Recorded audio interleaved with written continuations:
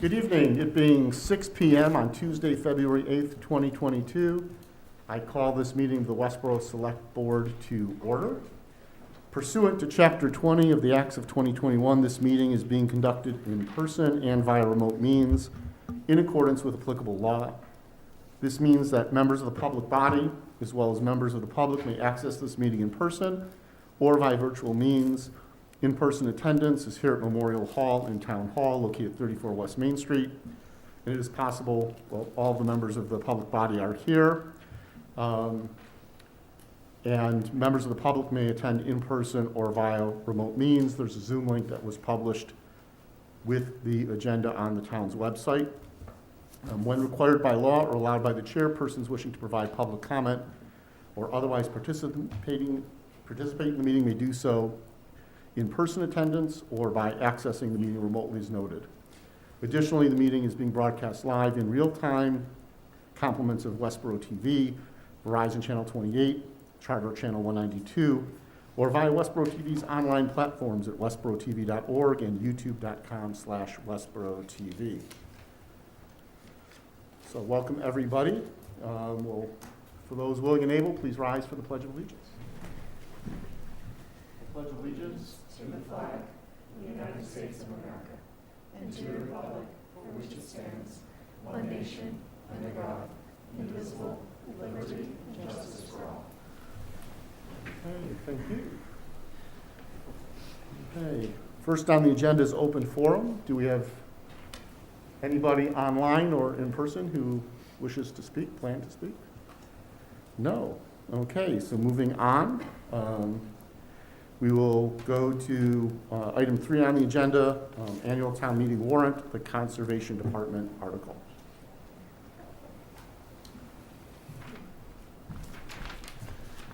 Good evening. Good evening. How is everyone tonight? Good, how are you? I'm doing well. Please pull the mics in close. Oh, yeah, I know masks make everything hard. I have a PowerPoint, so if you bear with me for 1 second. Is it this one? Thank you. If it fits in my computer. And Sheila, I don't think we can, I don't think the microphones projecting. They both are working together. Oh, okay. Do I have to turn those on? We can just turn it They just speak really into the... I'm sorry. I know. Which mic is the kind of right? like guys smiling. They're both on. They're both on, okay. I know masks kill me because all I do is smile and no one knows I'm doing it anymore. But I find that now I do is just wave. Can this start? From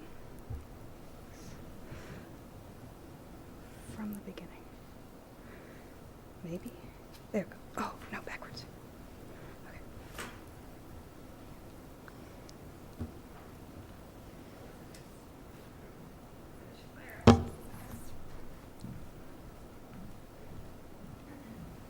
Yay! Okay. Can you all hear me? Yes. Okay. I'm Sherry Wittes. I'm the Conservation Director. So I brought forward the Bowman Bridge project, or Article number 7, for the town meeting warrant. This article is about the Bowman Conservation Area. There's a bridge, well, if you don't, those of you who don't know where the Bowman Conservation Area is, it's at 71 Upton Road or 72 Bowman Street. It's 153 acres of town-owned land that has several trails on it that are associated with the Charm Bracelet Trail. It's got a lot of fishing on it. We have an ADA compliant pull-off fishing area. There's a fire pit. There's a pavilion. There's lots of hiking areas. There's a bunch of places where you can set up to do camping. You can't stay overnight, but you can set up your equipment and pretend. And there's 3 bridges located on the property. Of those 3 bridges, to the left is a picture of all the trails on site. There's a little red box showing where the bridge that I'm speaking of is located. To the right is a picture of the bridge that I'm talking about. This bridge is it's over 40 years old because it's been there since before I was born. It's been fixed several times in its lifespan. It's made out of telephone poles. It's had the treads on it replaced several times by lovely members of the community. It just has met its life expectancy. It has started to sink in. It's really unsafe at this point. It's hard to walk across it, and it's not ADA compliant. It has no railings. It does drop off. It's about a 6 to 8 foot drop down into the tributary, which is goes into Sander Pond, which is our drinking water supply. So I would brought forward an article to replace the bridge with this bridge kit. This bridge kit, I've done a lot of research on different towns, asking how other communities have spanned bridges in their areas, either over walking paths or streams or whatnot. I've gotten a lot of feedback. Precast or prefabricated bridges are really, really expensive, and I didn't feel like we had the budgeting to bring that forward to town meeting. This is a kit, so it comes with all the wood pieces, and then several members or volunteers, or just my husband and myself, will put it together after a contractor sets up the footings. The company that it comes from is USA. It's out of Pennsylvania. All the wood comes from the USA, and it can be made ADA compliant from the company. They'll certify it, and the contractor can certify that it'll be made ADA compliant. So he'll level it and make sure that it's all set right. It'll have railings. There'll be a stone dust path that comes from the bridge going to an ADA compliant existing paved area that goes off to the parking lot where we already have an ADA compliant parking spot. And it'll have railings. After you leave the bridge, that area is not ADA compliant, but we have to kind of do it in sections. Unfortunately, doing hiking paths, it takes time to get these things done, but anything that I can do to move forward as we change or alter the paths, we will try to make them meet any disability if we can. So this is other pictures of the bridge that what it might look like after the fact. So I know that it's a big ask for $14,000, so I've applied for the Mass Trail Grant in hopes that we won't have to have the whole cost be on the taxpayers. So I put a really comprehensive package together and sent it over to the state. It was due on February 1st. And if I get the grant, which I'm really hopeful that I'll get it, if you bear with me for a second, if I get the grant, the town would only have to come up with $3,100 at the end of cost. So as of right now, the way the grants work, they include volunteer costs. So the grant would, if the total project cost for the grant, they would give us $14,286 works out, and the town would come up with $3,126. And I'm really, really hopeful that we'll get the grant. I put a lot of time and effort into all my descriptions and put a lot of pictures together for it, and so I'm very, very hopeful for that. Questions? Any questions? Just to that last piece, so what we have in front of us right now is the 14,000 transfer free cash, but I think Yep. you just said the grant. Yep, so Was they that like add in for 17,000 like something? volunteer hours, they add in money for that. Okay, So when I total it up, it because you have to put in how long people are gonna work, it came up to higher, even though I don't need that money physically, because we're not Okay. gonna pay volunteers. perfect, so 14,000, guess Yes, what, 14,000 yes. will cover it if we don't get the grant, this Yes. covers it, Yes, completely. and we'll put the volunteer hours in. Awesome, thank you. This is great. Thank you, Patrick. Hi, Sherry. Thank you for bringing this forward. Just one quick question. You mentioned in the warrant article, purchasing, building, and installing. Does that $14,000 also include removal and disposal of the? Yes, oh, I didn't go over that. So, hold on, I'll get out my proposal. So the contractor will, oh, shoot. Is going to dig safe the area, provide traffic and pedestrian control, remove and dispose of the existing bridge, excavate and install the precast concrete abutments, fabric and riprap the slope area around and under the proposed bridge, excavate and gravel stone dust approach to the new bridge, excavate and install 4 posts beyond the edge of the bridge. I forgot to mention that, I'm sorry. There'll be 4 posts and then railings leading up to the bridge, not on the bridge, so it will help guide you onto the bridge, so there won't be anyone who could meander off of it, so it's a nice, smoother transition to it. And then loam and seed the area. That's all included in the contractor price. Terrific. That helps. Thank you. Thank you. Sean? Sounds great. Okay, just one question. When would you expect to hear about the Mass Trails? Oh, so that July 1st is when they're supposed to be issuing what their approvals are for that. And I don't know how many they issue out, because they range anywhere from $60,000 to $5,000. So I was kind of hoping that since we haven't actually applied for one and it's not anywhere near $60,000, that maybe we might get one.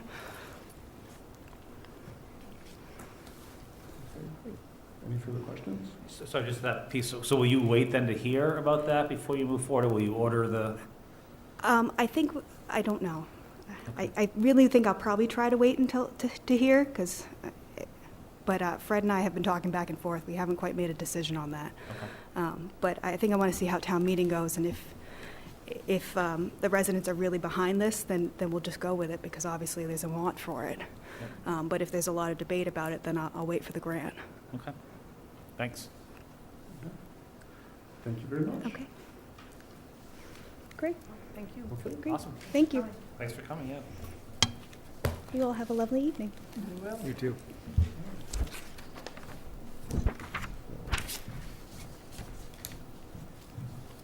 We are, ahead of schedule are the proponents for the site plan overview. I don't see the applicant here yet. Okay. So I'm just looking at, do we want to move down to the budget? We actually, Alma is on, Oh, or I think Alma's she, on? I thought I Okay. saw that she's on. She was just on, I thought. She's No, not? she left. Oh. Oh, okay. I was gonna say, we could probably talk about the town meeting warrant and the, senior needs assessment and the strategic plan update, if you wanna do that. Or we can go to the budget, whichever one you're, We could start on policy amendments. or you could do that. Yeah, let's jump to policy amendments. Good idea. Thank you.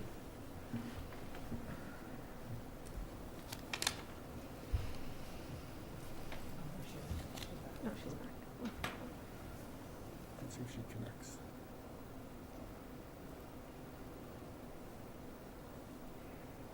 She's on. Why don't we do, since Alma's on, why don't we do the senior needs assessment? So in your version 6 of your warrant, that's version 4. Version 6 of your warrant, there are 2 articles that were also in version 5. They are numbers, 10 and 11. articles, yeah, 10 and 11. So one is the senior needs assessment and the other is a strategic plan update. So as you are all aware, the select board did make a goal of updating the strategic plan, the 2018 strategic plan. The strategic plan document was in 2018 was supposed to vision out for a 10-year period, but with a 5-year work plan. So we're still within that 5-year work plan. And one of the initiatives of the strategic plan was the senior needs assessment. So Selectman Marshall was the select board member that was assigned the goal, and so we've had discussions back and forth about the timing of both the senior needs assessment and the strategic plan update. Senior needs assessment, as a reminder, we started talking about in 2018, and it was something that we were thinking that we would move forward in 2019, our annual town meeting of 2020. And then COVID hit, and so certainly that wasn't the right time to start to do something that requires so much public engagement. Something that I expect will require some online engagement, but also have really in-person focus groups and lots of discussion around planning for the future. So both of these 2 articles will have a significant level of engagement, but one of the things that we talked about was, is it going to be confusing to the community if you're asking the population, what do you want to see and what do you want to get out of the community for the senior needs assessment, but then also please tell us that related to the strategic plan. And so in terms of the timing of this, because the senior needs assessment is an initiative of the strategic plan, the recommendation in your packet is that we move forward with that at this time, and then hold off on the strategic plan update. But I'll let Shelby also. Yeah, I really don't have a whole lot more to add. I just think that the senior needs assessment has been around for a long time. Ian's nodding. He's seen this for a while now, and I do think that as we think about other projects that continue to swirl about the community recreation center, need to improve potentially the senior center, how do those two come together? I think that, and as well, meeting the needs of our senior population. I just think that this is a priority that is a carryover existing from our strategic plan, and we still have lots of run room and work to do on our existing strategic plan, so I don't think that I think we actually benefit as we come out of COVID to kind of get through this, get through some of the budget stuff we're working through, and then kind of reassess at a future date.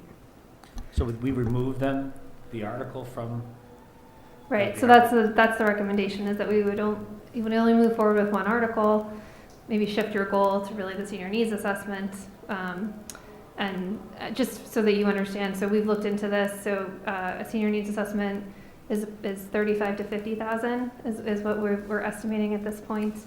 And I included in your packet an example of what a senior needs assessment might look like from the town of Weston. And then a strategic plan update could be 50 to 70,000. And so the RFP that you have in your packet is the previous RFP with some updates and some need for some additional updates, certainly, but that was just to sort of give you kind of the contrast, but also acknowledgement of the overlap and how we would move forward if we were to do both. Patrick? And am I correct in thinking, Christy, that this is, it's a one-time cost for these assessments? Yes, right? yeah, so it would be it's a recommendation for free cash, yep. Okay. Thank you. Sean? I think I'm in agreement. I think it makes sense to do the senior needs assessment first. It would be difficult to do a strategic plan without knowing what the specific senior needs were. I think I'm fine with, us going forward with Article 10 and pushing the strategic plan forward to, another year. One of my thoughts on this was leave both in and just execute the senior needs assessment first. And then, after that schedules, think about the strategic plan update, but a couple of thoughts subsequently came to mind. One, we can always, depending on the timing of the senior needs assessment and where we feel we need to be with a strategic plan update, we can always address this at a fall town meeting. Right? We don't necessarily have to wait a full year. The other thing is, and Christy had mentioned this to me, and I looked around a little bit, that, it's quite often towns will update their strategic plan without having a consultant manage the process. Given how our strategic plan, the process that was used to create it, and some of the feedback we've had about the process and the structure of it a little bit, we may want to consider a smaller consulting engagement, which is more, here's how you guys, come in for a little bit, teach us how to do it ourselves, and then we're off and running, as opposed to hiring someone to do it and run the whole process. And so I'm comfortable removing Article 11 from the warrant, proceeding with the senior needs assessment now, and then we can assess not only the timing of a strategic plan update, but how we want to proceed and how much we really need to spend and how we may or may not want to use a consultant on it. Okay. So will we have a more definitive number Yep. for the Right, needs so assessment? we would still, actually, we wouldn't. Through an RFP? Yes, we will have a more specific number. The firm, I guess, that does the majority of senior needs assessments, if you just Google it, you'll see that they're all over the state, it's actually out of UMass Boston. And so because of that entity as a state entity, we wouldn't have to do an RFP. So we would just work through with them more of the contract and what exactly we were expecting as a scope. So Kim has actually already reached out to them to get a more firm number. Okay. But that's based on, the 35 to 50 is based on what other towns have paid when we reached out to them. Let's pay less than Weston. They got more money than we do. Makes sense. At this point, I don't think we need a vote to remove Article 11. No, I'll just take it off. We'll just Yep. pull it off. Okay, great, thank you. Anything from Alma? Okay. Any other questions about the senior needs assessment, or Alma, you're on, do you have any other comments you'd like to make? You're gone. Just while she's hopefully able to come back on, you know, we've had discussions with Alma and Kim and myself about, you know, this not just being an effort of the senior center and the council on aging, but also one that would cross departments. So, you know, the library and the recreation department, board of health, youth and family services. I mean, it just really. Disability Commission. Yeah, I mean, it really would expand, you know, I think when you're reading through the Weston report, there's a lot of references to the council on aging, but I think in here we would envision a more cross-departmental, cross-section of leadership.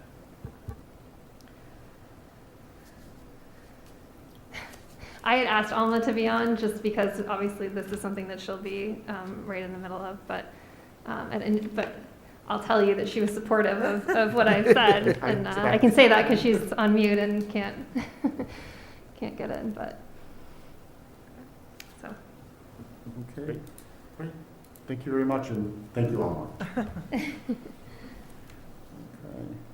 so our proponents here for the site plan, I'm not sure who just entered in. Yes. Yeah. Yes. Yes. Awesome. Okay, excellent. And we will move forward to item 4 on the agenda, site plan overview for 9 Otis Street.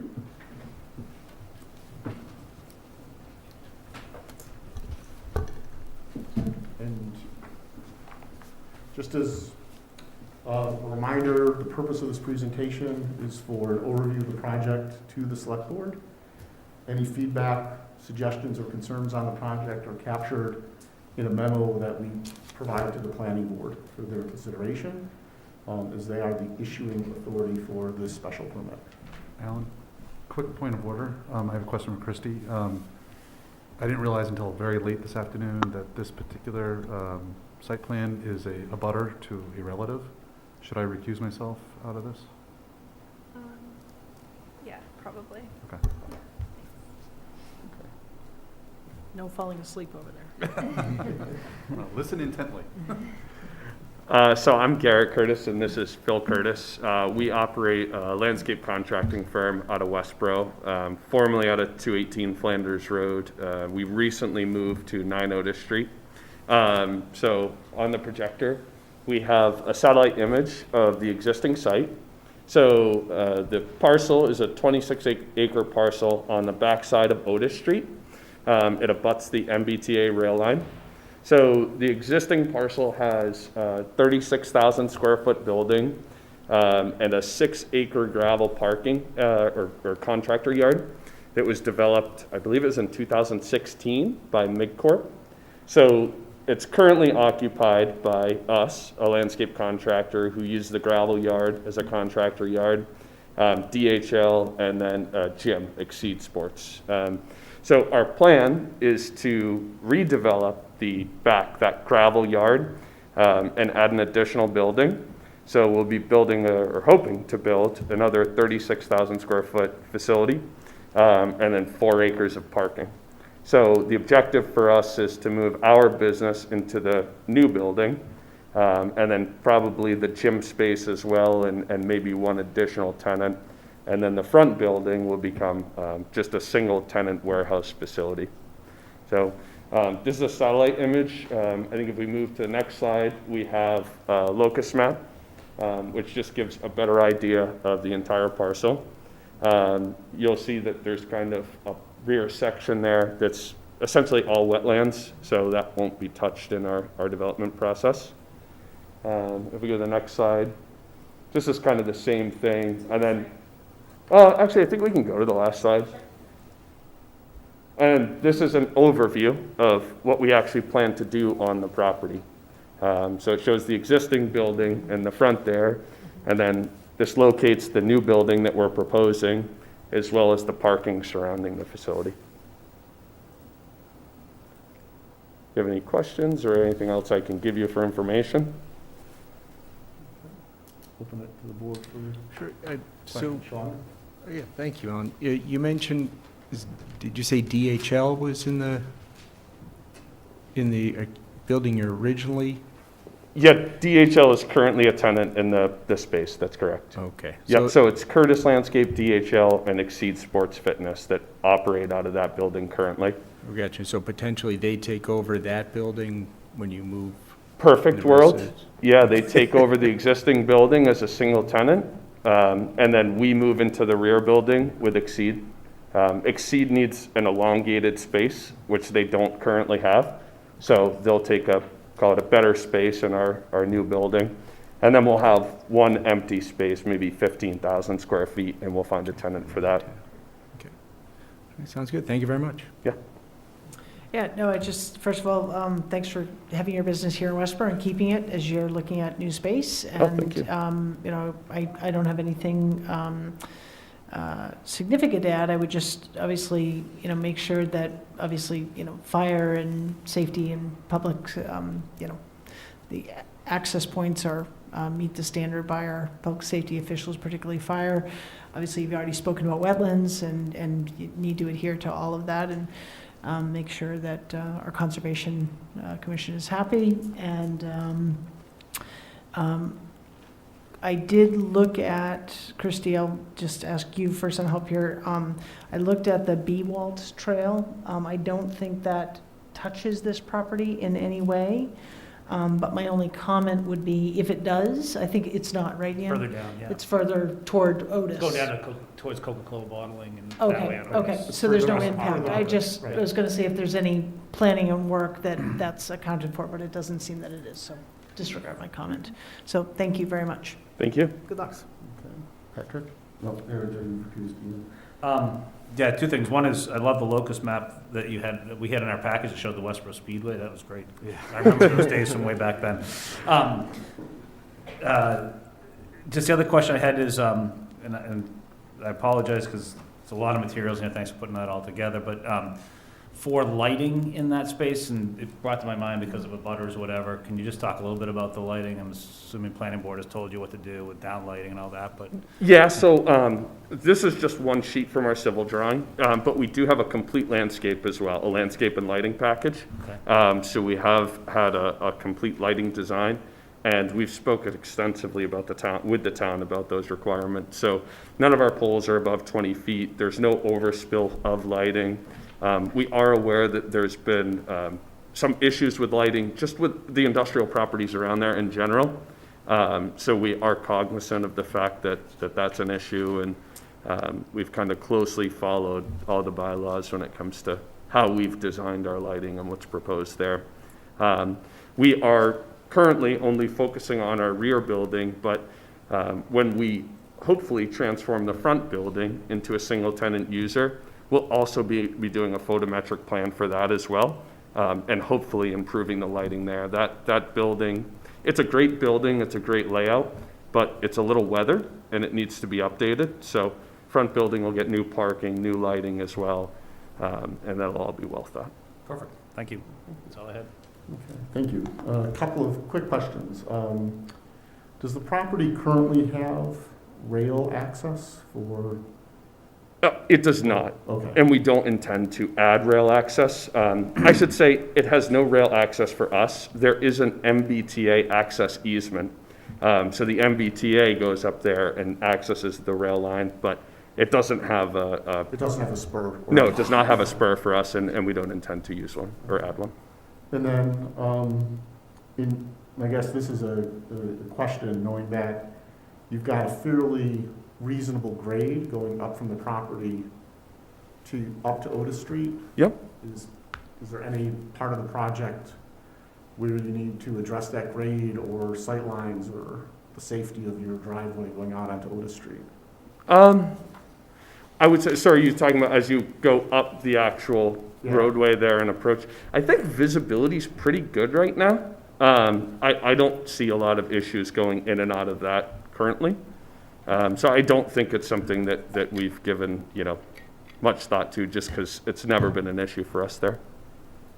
Okay, great, thank you.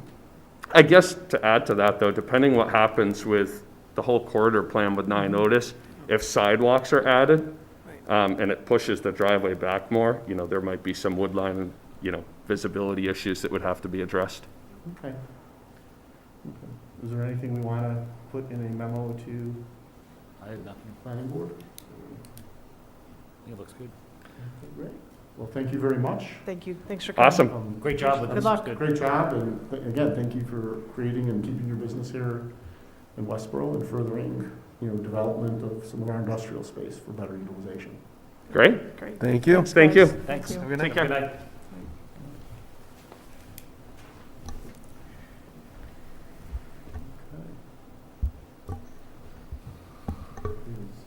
He's, Zach is on his way, so On his way. I don't know if you want to take up the petition. Yep, we can start with the petition article. Let the applicant. So just so the board is aware, in version 6, which is in front of you, it includes article information for the petition warrant article. Which is currently at the end. It's on page 27 of your, 20 what? 27 of the document. It's the bottom of page 26.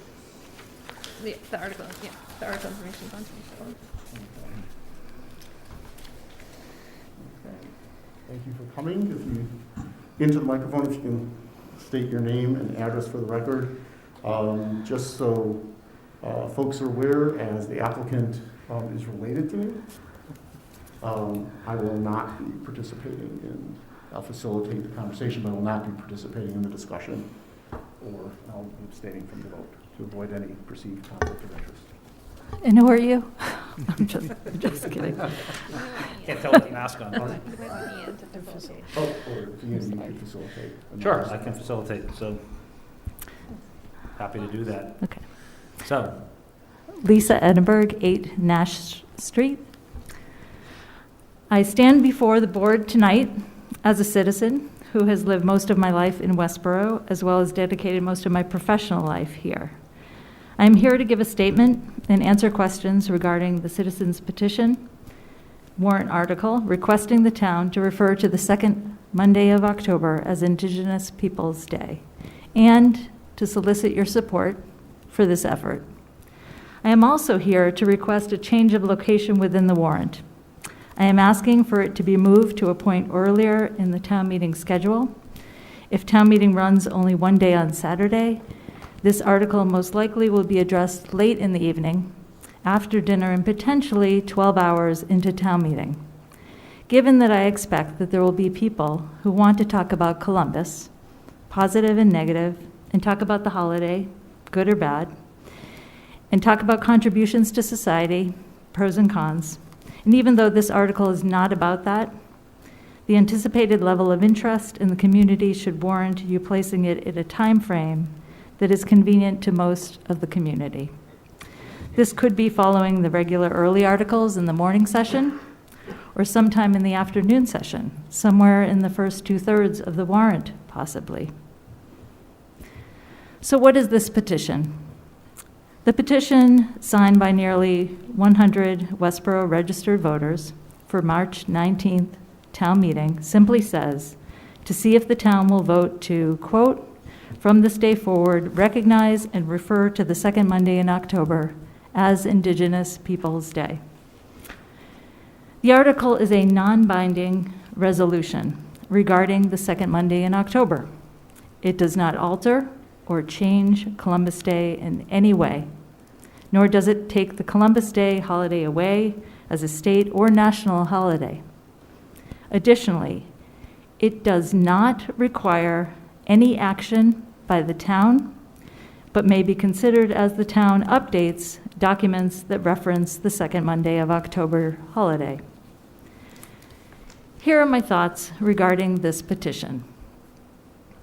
Some people believe that Columbus should be celebrated because he discovered America. Others will point out that he never actually reached the soil of any of the Americas, that he never made it past the West Indies. Some people will look at entries in his diary and say that he admired and respected the indigenous peoples, and others will see the genocide and the slavery inflicted upon them. Others will say he should be championed for spreading Christianity. Others will say that that was the coercive subjugation of a society and a culture that existed long before he ever crossed the Atlantic. But this citizen's petition is not about Columbus at all. Columbus Day is and will remain a federal and state holiday. This petition doesn't change that. It doesn't even address it, because it's not about Columbus and whether he's worthy of celebration. There will always be people who believe he is worthy of celebration, and there will be people who believe he is not. It is also not about whether Columbus Day should be a holiday. It is. Yes, Columbus Day originated as a political appeasement to restore diplomatic relations with the Italian government. Nevertheless, some Italian Americans see it as a symbol of pride and heritage for their role in the growth of the United States. Again, conflicting views. As I've stated, this petition isn't about Columbus Day at all, because Columbus Day will continue to exist.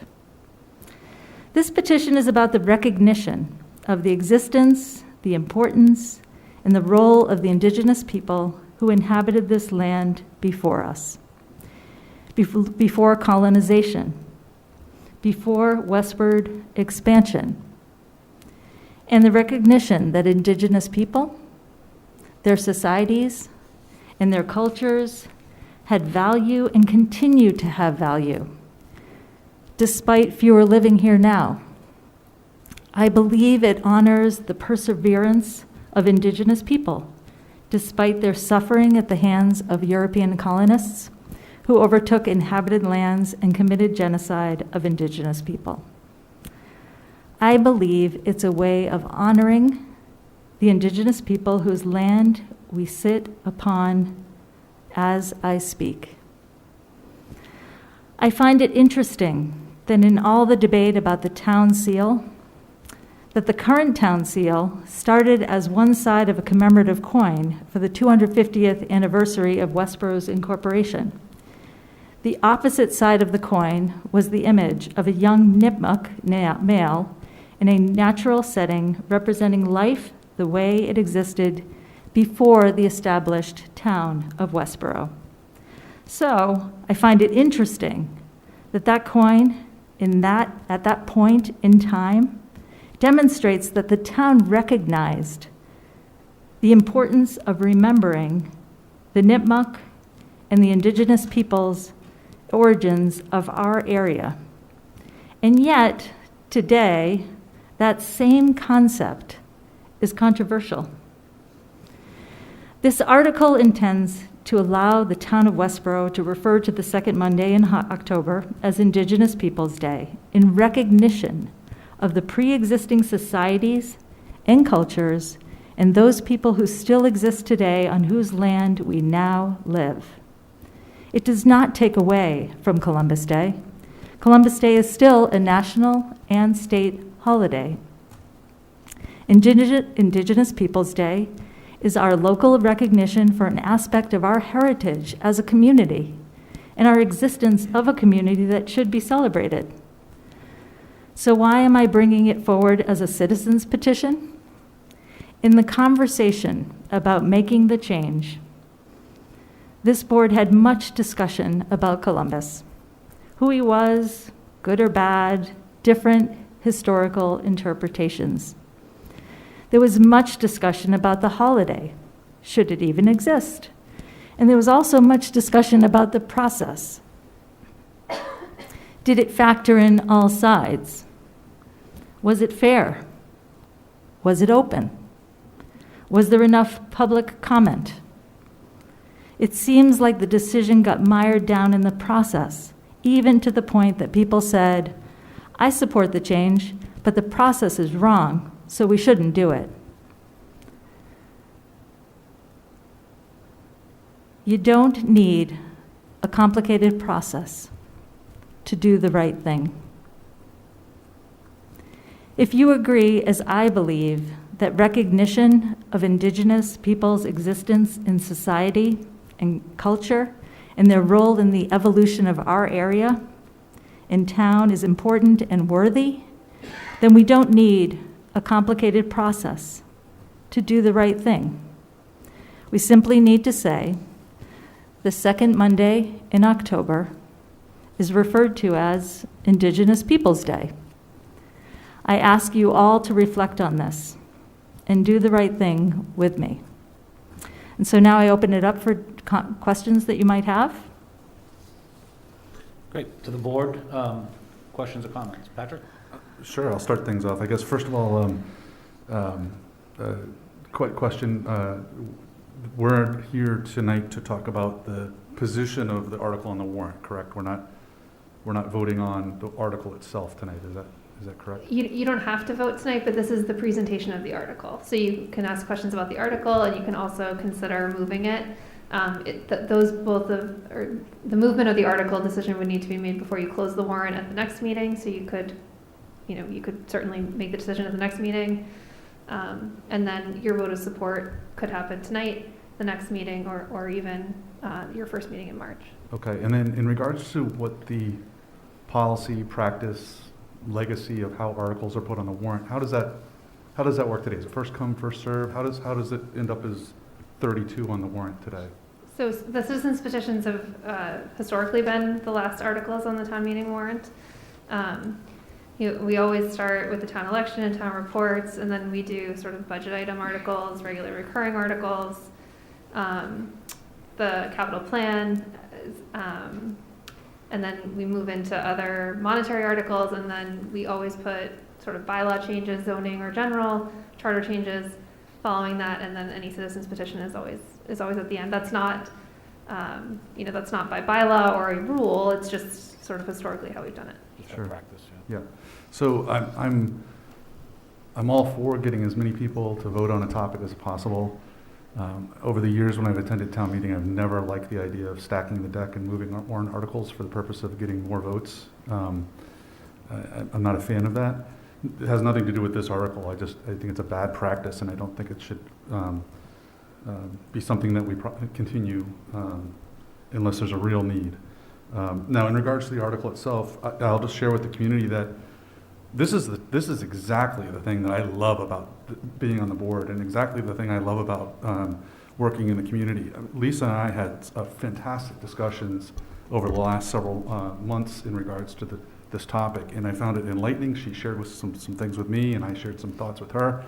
And I think we're in a much better place based on this, where this petition is today, than where we started off almost 8 months ago with Youth and Family, the Diversity Inclusion Committee coming to the board and bringing this forward as a kind of a rip and replace of Columbus Day and replacing it with Indigenous Peoples Day. I think the way it's written now is much more accommodating and mutually respectful to different cultures, and that's really what I was looking for all along. I guess one question for you that I have been asked, and actually in my own research, I was came to my mind as well. Why was there a choice for this particular day? We have a Native American month. We have a Native American day, the last Friday of November. Enlighten me. Explain to me why this is important to be on this particular day. So I think you're referring to the Native American holiday that's the day after Thanksgiving. It's actually not a holiday. It's actually a proclamation that refers to that day as Native American Day. But it's not a day that many Indigenous people feel is meaningful for them. Whereas they are reminded every Columbus Day of the colonization of the Americas and the brutality towards Indigenous people. And I think it's really important to remind ourselves that this resolution aligns with the town's vision and mission statements as it appears in the strategic and master plans. It is consistent with the Select Board's statement about anti-racism. It also, and I really did hear about through our conversations, that I think it really adds inclusivity, because it doesn't take away Columbus Day. Columbus Day will still be a holiday on the second Monday of October. It's simply adding the inclusivity of Indigenous Peoples' Day to our town, to recognize the importance of those cultures to the origin. I mean, it really is the origin of our town. Thank you. Yep. It's a good question, by the way. Yeah, so, Lisa, thank you very much. So a lot of this, if I remember correctly, sort of started in the schools. And the schools were talking about it, and the schools made a decision about this, and there's a lot, typically, I am not in favor. Who's talking to the mic? Sorry, Oh, just- pardon me. Typically, I'm not in favor of moving articles. You know, you sort of, everybody gets what they get. But I think there are a lot of younger members in town who aren't actually below the age of being able to actually vote at town election, who would come and make their voices heard about this article, and who would want to be heard. And I guess my concern would be at number 32, it's possible that we are talking about this at 10 p.m. on Saturday night. So I am for moving the article forward to a time that would be more appropriate for younger individuals to attend and make their voices heard about this article. I don't know that they would so much care about some of the planning board articles and would appreciate it moved in front of those or something. I would also like to say I am fully in support of the article, and I appreciate the message that you are delivering here tonight, and you know, I look forward to the discussion at town meeting. Thank you. Thank you. And thank you, Patrick. Thank you very much for your presentation, Lisa. Question first on the language. Having a little difficulty understanding how the language is inclusive. I realize the word replace is not in the language that's being put forth in the warrant. I see the subtext, the article information, if you will, that speaks to the fact that Columbus Day is a state holiday, it's a national holiday, but I just want to be clear, not stating my support or opposition to this, that it seems that what we are in effect doing is where we were before, which is by recognizing this, replacing, as it relates to Westboro, replacing Columbus Day. So, you know, walk me through that, Yeah. walk the viewers through that, please. It's a good question. And it's really important to recognize that the town doesn't publish a town calendar. I recognize that you have personnel policies and union contracts, and this specifically could be anything within those documents. It could be Indigenous Peoples' Day, Columbus Day. However the town decides, and however it's agreed upon by the unions, this warrant article is not prescriptive. It's literally just referring to a name. And so on that day, Columbus Day, you might have a library event, for instance, that might just say on Indigenous Peoples' Day, or they might say, and yet everyone recognizes what day that is also, because it's a state holiday. So really, they almost sit side by side in many ways.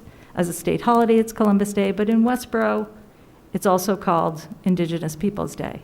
So I see that as how it would be inclusive, that it certainly, when I think about people thinking of it as a long weekend, they're saying, oh, that's because there's Columbus Day. And in Westboro, they would say that's Indigenous Peoples' Day. That's what the petition really is referring to. So it's almost like they sit side by side. I don't really see them as one taking over the other. I mean, do you have another question about that? No, I guess, for me, and we've had this debate and discussion before, and I've been criticized for it, but to me, to be all-inclusive and to not create confusion and to be, I guess the question is, if it stays Columbus Day and it's not referred to as Indigenous Peoples' Day, how do you see that as inclusive? no. Yeah. I think that there's, as I've said, I think Room. the table is long. I think there Yeah. are many seats at the table. So Right. I think to be truly inclusive, and again, I didn't create the Yeah. petition, so it is what it is, and it can always be modified on town meeting floor by someone that might want to. But that it would be that Indigenous Peoples' Day be recognized along with Columbus Day, so that we as a community recognize both of those to be truly inclusive to all parties. I also fully understand, having Yeah. lived through this, why that would be totally offensive to people, and you did a great job of presenting the, kind of the both sides of this view. So that's, but I wanted to understand why it was coming Yep. forth this way, really, because I also think it's important that the intent of any article, this, it doesn't matter. The strategic plan that we just talked about, of like, why are we really removing it? That we're upfront as government, as citizens in a petition of why are we doing this, and that it's not, there's not another agenda. That's why I asked Yeah. the question about what is really the intent here about replacement versus kind of And I see it running as, in parallel with each other. I see it as 9 million people are celebrating Columbus Day. 20,000 people would be referring to the day as Indigenous Peoples' Day. So I don't even see them as really being equal at that point. I see it as a small stitch of celebrating the origins of Westboro. Yep. I think it's very Sure. specific to our own, our own start. I think about who was here 400 years ago. Well, I think you made some great points, and Yeah. it is interesting how, when we look back on history and kind of look at that commemorative coin, how it was, I believe it was done in celebration of that heritage, not, as an affront to the Nipmucks. So, but Right. I wasn't there to live through it, so I don't know. With respect to, so you've answered my question, thank you very much on the language. With respect to moving the article, I'm not supportive of that.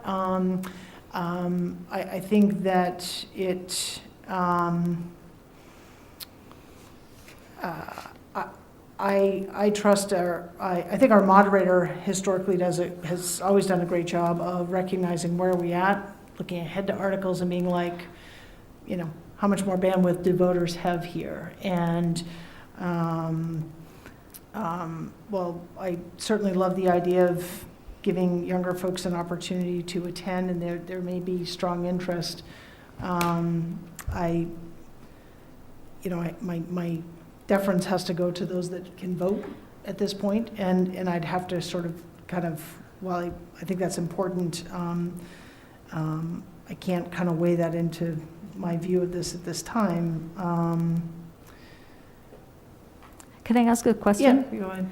I recognize that the precedence during town meeting has often been not to move articles. But I don't recall prior to town meeting and prior to the printed version of it not having articles moved. I definitely recall articles being moved. And I'm curious, so when I look at this, from Sean's perspective and looking at this as an educational opportunity for young people, I see it as, it's as if we're saying, we don't recognize the possibility that a range of young to old would find this type of petition, an article, interesting enough to come and debate and think about and learn from and come away with their own opinions. And so I guess I am curious, Christy, or anybody on the board, is that true that articles are typically not moved before town meeting? I can't think of a specific situation where articles have been moved. Certainly when I print the different versions, articles might shift around based on sort of that structure that I just described earlier. So it would be up to the board before you close the warrant. I think I do worry about precedent. And I remember a couple years ago, there was a group that was trying to bring forward out of public safety, a flashing light. And it was one of the last articles, and, they sat through the meeting. I guess I just, I worry about the precedent this board, and I guess, that our town manager would face of, who gets to go kind of first. And I do think this will be of high interest. I hope it's of high interest. I hope people go, wow, this is cool. I want to show up to town meeting. But as, we've all said, I think in all of our circles, attend for the whole thing. You can't attend for the whole thing. I certainly understand that's a very long day. Westboro TV publishes it. We have lots of devices of people sitting there saying, it's coming up, let's plan ahead. This is the timing of when this article is going to be here. And I think certainly through our town manager, who probably is watching this meeting right now, I would say that, if we're getting to a place as town meeting, is getting on and no one has moved the article, which is also a possibility, while we're at town meeting, Christy, you can speak to that process, then, that John Arnold, says, we're going to carry this into Monday, just so everyone's clear and you're not like sort of hanging on, do I need to, roll out of my house at 7 p.m. and come down to town meeting for this article. I think that is fair and respectful to the voters. But, I look at, and I'll be quiet here in just a moment, that, I look at our zoning articles, which are incredibly important to the future of this town, and they get sandwiched at the back of the, and everyone, a lot of people, it's like, okay, there's like 100 people left, or 40 people. Those are incredibly important, of equal importance to every other article, in my opinion. But someone's got to go first and someone's got to go last. So anyway, thank you for the opportunity to share my thoughts. Thanks. I said a couple of things. One is clarification for me, I think, for Christie. Non-binding resolution. I guess one is, how does the article, the way it's written, make it non-binding? Just educate me on, if you could educate me on that. And then Sure. two is, what does that actually mean? So I did forward it to town council, and Lisa and I discussed the article information before it was printed, but it's really, it's a non-binding sort of statement of the community. So you, as a board, could consider it if we were to update the personnel policies or in negotiations with the union. We could, to go to Lisa's example, the library could consider it if they were to have some sort of event on that day. But it doesn't require any specific action. So in other communities, we saw this discussion go to town meeting because it might specify, some other communities have a personnel bylaw where they would lay out, as opposed to the policy that we have, where it would specify the holidays. And so it would take a town meeting vote to change that wording, as an example. We don't have that here. It's just the policy. So it's, because it doesn't sort of speak to any bylaw or charter change, it's just a resolution, sort of the will of the meeting to understand what the community who's gathered, feels about it. Okay, thank you. That was helpful. Excuse me. I think, not really a question, but similar to Select Board Member Marshall, I think it's, well, we don't say replace, it is replacing, because it's saying we're going to refer to this day in Westboro. It's not going to be Columbus Day, even though it is, I understand, national state holiday. In Westboro, we're replacing it by calling it Indigenous Peoples Day. It's actually not quite correct, because it can say in all the union contracts that it's Columbus Day. It can be referred to by people as Columbus Day, because it is Columbus Day. It is the holiday. That isn't going to change at all. It's not going to change. It will be a holiday, state and federal. So everywhere you look in society, it will say Columbus Day. So that's not going to change. So this petition doesn't actually talk about Columbus Day at all. It's just a referring of a second Monday of October as a way of celebrating Indigenous Peoples' Day. That's literally just what it is. Nothing more. It really is not anything more.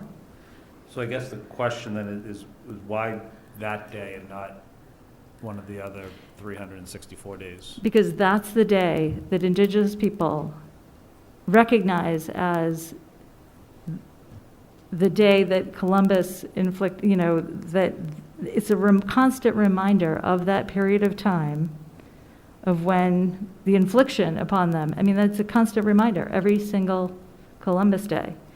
And so as a way of countering and celebrating that culture in itself, those peoples in itself, it allows that to happen. It creates the inclusivity that Patrick, and I talked about, which I think the board had talked about, so that it doesn't negate Indigenous peoples, which Columbus Day does. It's just by itself. Whereas the Friday after Thanksgiving, as a proclamation, is not recognized. So this is the referring of that on the day where people would think about it. You think of both, by the way. You can't help it. It's a state holiday. And you would think of it as Indigenous people. I can't think of, Sean brought it up for the schools. Can't help but think it because it's ingrained because it's a state holiday. It's a federal holiday. So you think of absolutely both. When you read it, you think of the other. It's like automatic. I mean, just imagine yourself when you see it. You say to yourself, you don't say to yourself, oh, that's the Friday after Thanksgiving. You say to yourself, oh, that's Columbus Day state holiday, federal holiday. That's what creates the inclusivity to me when I think about that. And even though that's inward and you're seeing one outward, can't help but both. And I think that's the beginning of the fabric of our community. I think that's the beginning of diversifying, of saying, we're going to include everyone. And it's sort of an interesting way of looking at it. So when I think about this petition not really about Columbus at all, indirectly, it's an automatic of including both, because one is a state holiday and one can be just a way that we refer to it in our town. Okay. Thank you for that. To the piece, my view on the changing, I agree. I think I think it's difficult because, while it's not a bylaw, it's kind of been unwritten rule, I guess I call it. It makes sense, how we put it together. I think you open a can of worms if we start moving things around, because then, I'm looking through the thing is, what do we do next when the veterans come and say, hey, we want to come early? Or a good example would be, we're going to have a lot of debate, I assume, on community preservation. And if they say, hey, we want to move that up early because we want to make sure we have a lot of people there's a lot of discussion that has to happen in community preservation, we don't want that, so we want to move it. So I think you start getting a slippery slope of starting to move things around. One is, even if you move it, you don't know what's going to happen.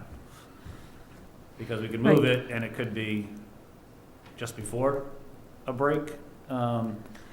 It could be just after break. It could be in the middle of the evening. It could be in the middle afternoon. I guess we don't know. I think you put it in order, it kind of goes as it goes. I can't help but think about the discussions that were going on when you guys were all discussing it a while back. And my concern, and I don't believe this, but I think there is a concern for the optics. That this article will end up at the end where you can't have an 18, you're not going to have a 5-year-old who can learn about this at 10 p.m. at night. And I worry about that. And even though I don't believe that this committee, is what that controversy was about. I don't believe that. I don't believe that about any of you. But I think that this article brings up those pieces. And I know that I'm sort of saying this without saying it out loud, which makes it like that courageous conversation that we have to have these hard conversations about. I think it will have that kind of optic to not move it. So I just think it's something to think about, because that's not you. You know, I just, and maybe I sort of think it's an exception. I think it is. I think it's an exception. So I ask you to think about that, just to ask yourself, if in order to keep this article even and to keep the controversy out of it, I think it helps to move it for that purpose. So, can I ask a Yes. question? Yeah, So, yep. Lisa, in the request to move it, where were you proposing that it be moved to? I think that it, as I mentioned, it could be in the early session post the town budgets. It could be the beginning after, you know, after the break, before the, We can't put it there, we don't know when the break is. oh, right, we don't, you're right. It could be before the planning board zoning articles. I was thinking in the first 2/3 would keep it out of that evening, you know, where you're not going to get these young people to come. And you might not get the parents to come either because they have young kids, because depending how people feel about whether there's babysitting or not, COVID or not, I just, there's so many other factors suddenly.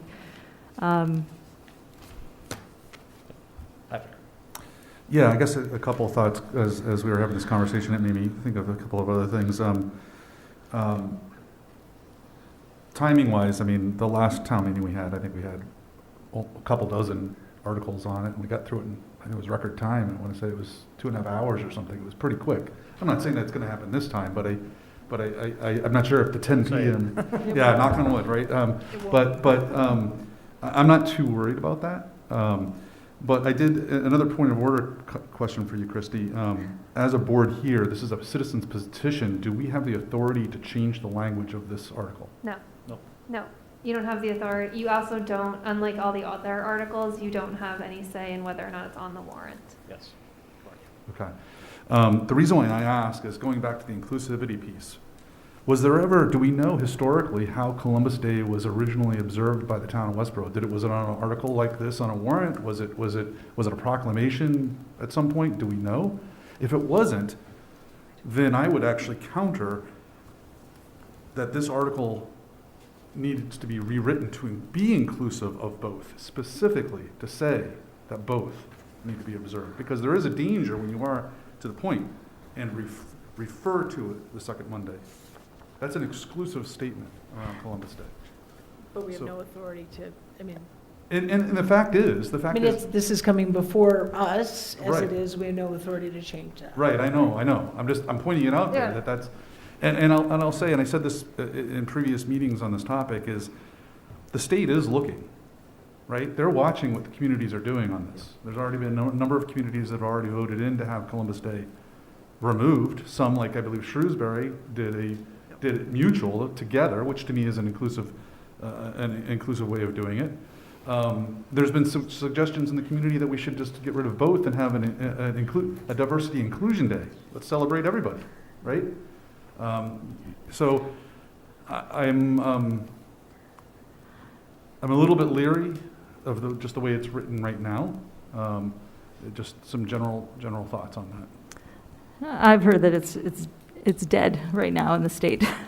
I mean, so I hear something different. I hear that it's there. It's there in committee, but a lot of bills are in committee right now, and that don't move. So if we decide... The danger though, Lisa, is that if Yeah. a community, our community or 6 communities around the state say, hey, we're gonna call that day Indigenous Peoples' Day, officially based on this petition, there is no mention of Columbus Day. Therefore, the state says Westboro or these 6 communities have adopted Indigenous Peoples' Day. And then they put a law in, a bill passes that says that the state's now going to observe that day as Indigenous Peoples' Day with no inclusivity of Columbus Day. That's the danger. I mean, the only thing I can say about that is that then you have leaders of our country deciding something that maybe we should be thinking about. Well, I If mean, that's the case, it then. goes to the heart. It goes to the heart of our Constitution. I mean, the 14th Amendment was explicitly written as an equal protection clause to prevent governments from persecuting one ethnicity, one race, one culture over another. And that's the concern I have. I think you've complicated the petition. It's pretty simple. Yeah. It doesn't go out into boundaries of discussion. It doesn't need to, because it's already a state holiday. It's already a federal holiday. It's not about Columbus Day. It's about celebrating the origin of our town. That's really it. Yeah. So I think great points, Patrick. I think that those are worthy of debate and discussion on town meeting floor. I think that my view is this has come forward. I applaud Lisa and the folks that, put this together, the 100+ folks, for taking the initiative to do something about something they care about and bringing it forward in this simplified version. I don't mean that simplified as in not, I just mean clean, simplified version. I want to just reiterate something here, that it's my understanding that any member of town meeting can make a motion on town meeting floor to move an article. Right. That is, we have no control over that. Right. So there could be folks that decide to make that motion and it passes, and then this moves based on the will of the legislative body. So I would just make sure that everyone understands that. Did I say that right, Kirsty? Yeah, to take an article out of order. Yeah, Yep. take a minute, right. So, so that's one thing. And then the other thing is, likewise, through our legislative process, articles are often amended in their language, and clarified. I think there was a sustainability component that was added to an article I think we just were talking about at a prior meeting. So there, even though it's being presented this way, someone might say, well, I think that, here's another approach, whatever. And that is, to me, the beauty of our open town meeting forum. And maybe those two components come together for healthy debate, at a time that allows for the greatest dialogue. So anyway, said my piece. Thank you, Ian. Thank you. Anything else on this one? Shelby, do you mind me asking a quick question? Follow up? Would you support that move? Would I support what? Would you support the move forward during town meeting because of what you just said? I'm just curious if that's something you'd be supportive of. I'm But not sure. during town meeting. I'm not sure it's appropriate to ask me that Oh. question. I'm sorry. No, I don't mean, that wasn't, Yeah. I would, as I do Yeah. with every article, I would want to hear what the views are. That would be a motion, right? I'm making a motion to take this article out of order, and I would want to hear. And if the majority of the people in that auditorium that chose to come out and show up want to move that, I would support it, absolutely. The movement of the The article. movement. Okay. Well, Yes. thank you. Pardon me, I believe it's 2/3 to move an article. Okay, so whatever Is the. that correct? I'd have to look, honestly. I believe You it's, always wanted to be moderated, didn't you? I just say, I So whatever believe it it's is, but 2/3. Yeah. So Yeah. You're probably that's a right. fair I don't know. question, I don't but know. I just, Yeah. I wouldn't just go, yep, I'm voting, because, I think that's the important part about town meeting, is hearing other views. Right. We get to hear this all the time. It's always enlightening to me when we're before town meeting and other people are providing their personal or professional experience or to add. Great. We do have, the opportunity, if someone wanted to make a motion to move it. We don't have to. We have till next week to set it. So I open that up, but, Let's wait till next week. okay. Lisa, thank you very much. Thank you so much. I appreciate all of you Thank you. listening. Thanks. Give the gavel back. Take this back from me. Okay, right. So next on our agenda, continuing with annual town meeting warrants, our community development articles. I believe our community development director and our economic development director or coordinator are here.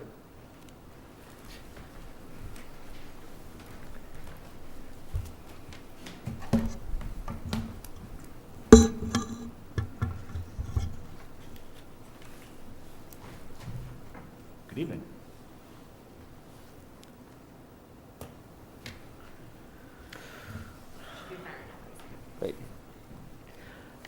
Thank you, Mr. Chairman, for inviting me before the board to walk you through the proposed articles for town meeting from the Community Development Department regarding the local rapid recovery planning effort, which was completed in October of 2021. I will give a brief overview of, excuse me for a moment. I'll give a brief overview of the LRRP process, a brief overview of each of the proposed articles, and then I will open it up for the board's questions. Just as a reminder about how we got here, in late 2019, the town of Westboro applied for and received a technical assistance grant from the Massachusetts Department of Housing and Community Development to create a plan for economic recovery for a specific piece of our town, specifically the downtown area. Over the course of a few months, beginning in March of 2020 and wrapping up in October of 2021, we were partnered with a technical assistance provider, Haggerty Consulting, and together, Town of Westboro staff and our plan facilitator reviewed over 10 documents, many baseline data points. We launched a business survey for businesses in our downtown area, which we received 32 responses, which is, I believe, just over a 50% response rate. We conducted interviews, we had a stakeholder working session right here in this room, and we attended many technical assistance webinars, reviewed what feels like hundreds of case studies, and received at least 10 hours of consultation from subject matter experts provided to us by the Commonwealth. As a result of this, we developed 10 projects for our local rapid recovery plan, of which 4 were prioritized by town staff for phase 1 implementation. Of those 4, we have received a $25,000 grant from the Regional Economic Development Organization grant program through the 495 Metro West partnership to create an online business directory to encourage more folks to shop local and create a digital platform to hopefully enhance marketing for some of our businesses in the digital realm. And then we are also working on an outdoor dining policy to enable outdoor dining in limited parking spaces and possibly on the sidewalk for businesses that don't have their own private parking spaces, which are currently allowed in the town of Westboro. The 2 remaining projects are a shared marketing program for our downtown businesses and the rest of the town, as well as a study of our minority and women-owned businesses and what the town might be able to do to better support them going forward, with particular emphasis on COVID-19 recovery. For this first project, to create a shared marketing program, the proposed warrant article for town meeting is to see if the town will vote to transfer from the Economic Development Revolving Account the sum of $4,500 or such other amount that town meeting may approve for the purpose of funding a program to incentivize customers to visit our retail storefronts and shop local. The inspiration behind this project is that in the local rapid recovery planning effort, we saw that businesses observed a significant decrease in revenues, as well as a significant decrease in on-site customer foot traffic. And so we tried to think of some relatively low-cost interventions that might be able to drive additional customer foot traffic to our downtown area and to our retail businesses. We looked at what some other communities have done, specifically Grafton and Somerville, and a handful of other communities, and we decided to create we proposed creating a Buy Local Westboro campaign where customers are entered to win a $150 gift certificate to a participating Westboro business for shopping and actually making a purchase at 10 plus participating businesses in a month or some other finite period of time. We propose that 15 total gift certificates are awarded, and the balance of the funding request is to provide for equipment such as punch cards or punchers and marketing materials to make sure that this effort or this program is well known in and around Westboro. I spoke a little bit as to why we feel that this is an important project. I think it is a relatively low-cost intervention. I also want to reiterate that this is not a transfer from free cash, but instead of a free transfer from the Economic Development Revolving Account, which I believe, because the EDC's Business Assistance Grant Program can only expend $40,000 a year, and I believe there are just over $90,000 in the account, there's money sitting there that could in no other way be spent down other than transferring it for some other economic development related use. As I had mentioned, we conducted a business survey of our downtown businesses as part of the LRP, and what we heard from our business community was a very clear message that businesses saw significantly less revenue in 2021 than they did in 2020. There was a strong correlation to decreased on-site customer foot traffic, and many businesses, with 87% listing it as a need and 39% identifying it as a very important need, cited implementing commercial strategies for our commercial district as something that's very important to them. Our second project is to develop a minority and women-owned business outreach and support plan. This project would hire diversity inclusion consultants to help the town create a minority and women-owned business outreach and support plan, assessing the town of Westboro's current capabilities and effectiveness in reaching and supporting those groups, as well as creating a set of recommendations for the town of Westboro to improve in that regard. The specific article that is proposed is to see if the town will vote to transfer from the Economic Development Revolving Account the sum of $30,000 or such other amount as town meeting may approve in order to hire consultants to assess Westboro's current capabilities and effectiveness in reaching and supporting minority and women-owned businesses. The inspiration behind this project idea is that, and I think it goes without saying, that our minority and women-owned businesses were very heavily impacted by the COVID-19 pandemic and were some of the hardest hit businesses in the state. Specifically, Mass Inc. Cited that 54% of women-owned businesses in Massachusetts lost half or more of their income during COVID-19, compared to 39% of businesses owned by men. Additionally, 29% of minority-owned businesses reported missing rent payments, compared to 19% for white-owned businesses. At the end of the day, the local rapid recovery planning effort determined that identifying ways in which to better support our minority and women-owned businesses, especially in this time that has been so difficult for many of them across the Commonwealth of Massachusetts, should be an important thing for us to address as we come out of the COVID-19 pandemic. I will leave my formal presentation there and open it up to the board for any questions, comments, or concerns. Okay, thank you very much. And if we can get a copy of the slides. Yes, I will share that with town manager, and I believe she'll be able to distribute that to you all. Great, thank you. Any questions from the board? I'll look left first this time.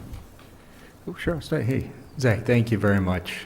And I guess this was sort of going to be in my correspondence later, but I'll give an update now. So in terms of the ability to market, let me say this, Zach has done a tremendous job at that. We had 6 companies come to our fall meeting for business grants, and we had 10 come last week. We have more requests for grants than we really have funds to support, so it's been a tremendous marketing effort. So I look at these 2 articles and I see dollars well spent, and that this, I have full confidence in Zach that we will get our money's worth on these, so thank you very much. I appreciate the kind words, Sean. Thank you. You skip me for a minute? Go ahead. No, I said, can you skip me for just a moment? Gather my thoughts, thanks. On the right side, Ian? Yeah, Zach, thank you for bringing this forward. Sean, I guess, or Zach, a question. Has EDC voted on these and supporting them? And perfect. Okay. Figured they had, but I just wanted to ask. I thought you were going to say that, but I didn't hear it. And then I guess the second question I had, I'm actually supportive of both of these. Is great, and thank you for the presentation and the work. that you did in the LRRP effort. It is a mouthful. Yeah. I call it the LRP. I took that from you. So I guess just a question on B, in the write-up, I see that what the deliverable is, whatever, the article itself seems lacking, because it just says, in order to hire consultants to assess. And so when I first read the article, I'm like, assess, that we're gonna pay $30,000 to assess that, but I see that, I think the deliverable will be a plan, which is what you want. We want some action items. Right, we What want do to, it's really a two-part plan, I think. One is an assessment, diagnostic, and then, some strategy, and then, a plan to direct where our actions would be in the future. And I believe it does say that in the article information, which is, I think, what you're referring to. Right. And while I'm not 100% an expert yet on how town meeting articles are drafted or amended, I believe that we could try to include some of that information in the actual article Yeah, itself. that was gonna be, I think we can change it now, I guess, Chris, I'm looking to you, and where I'm thinking is that we may get the question at town meeting, and, when it's $30,000, and someone may come up and says, Right. we're gonna get an assessment for $30,000, where's the plan? And it is a plan, because I read that, I'd love to see if maybe we could just adjust the article itself, so people get comfortable that it's Right. to assess and plan. I don't know what the right wording is, I'm not gonna try to wordsmith it here, but that's We can work on it. just a suggestion if people are Yeah.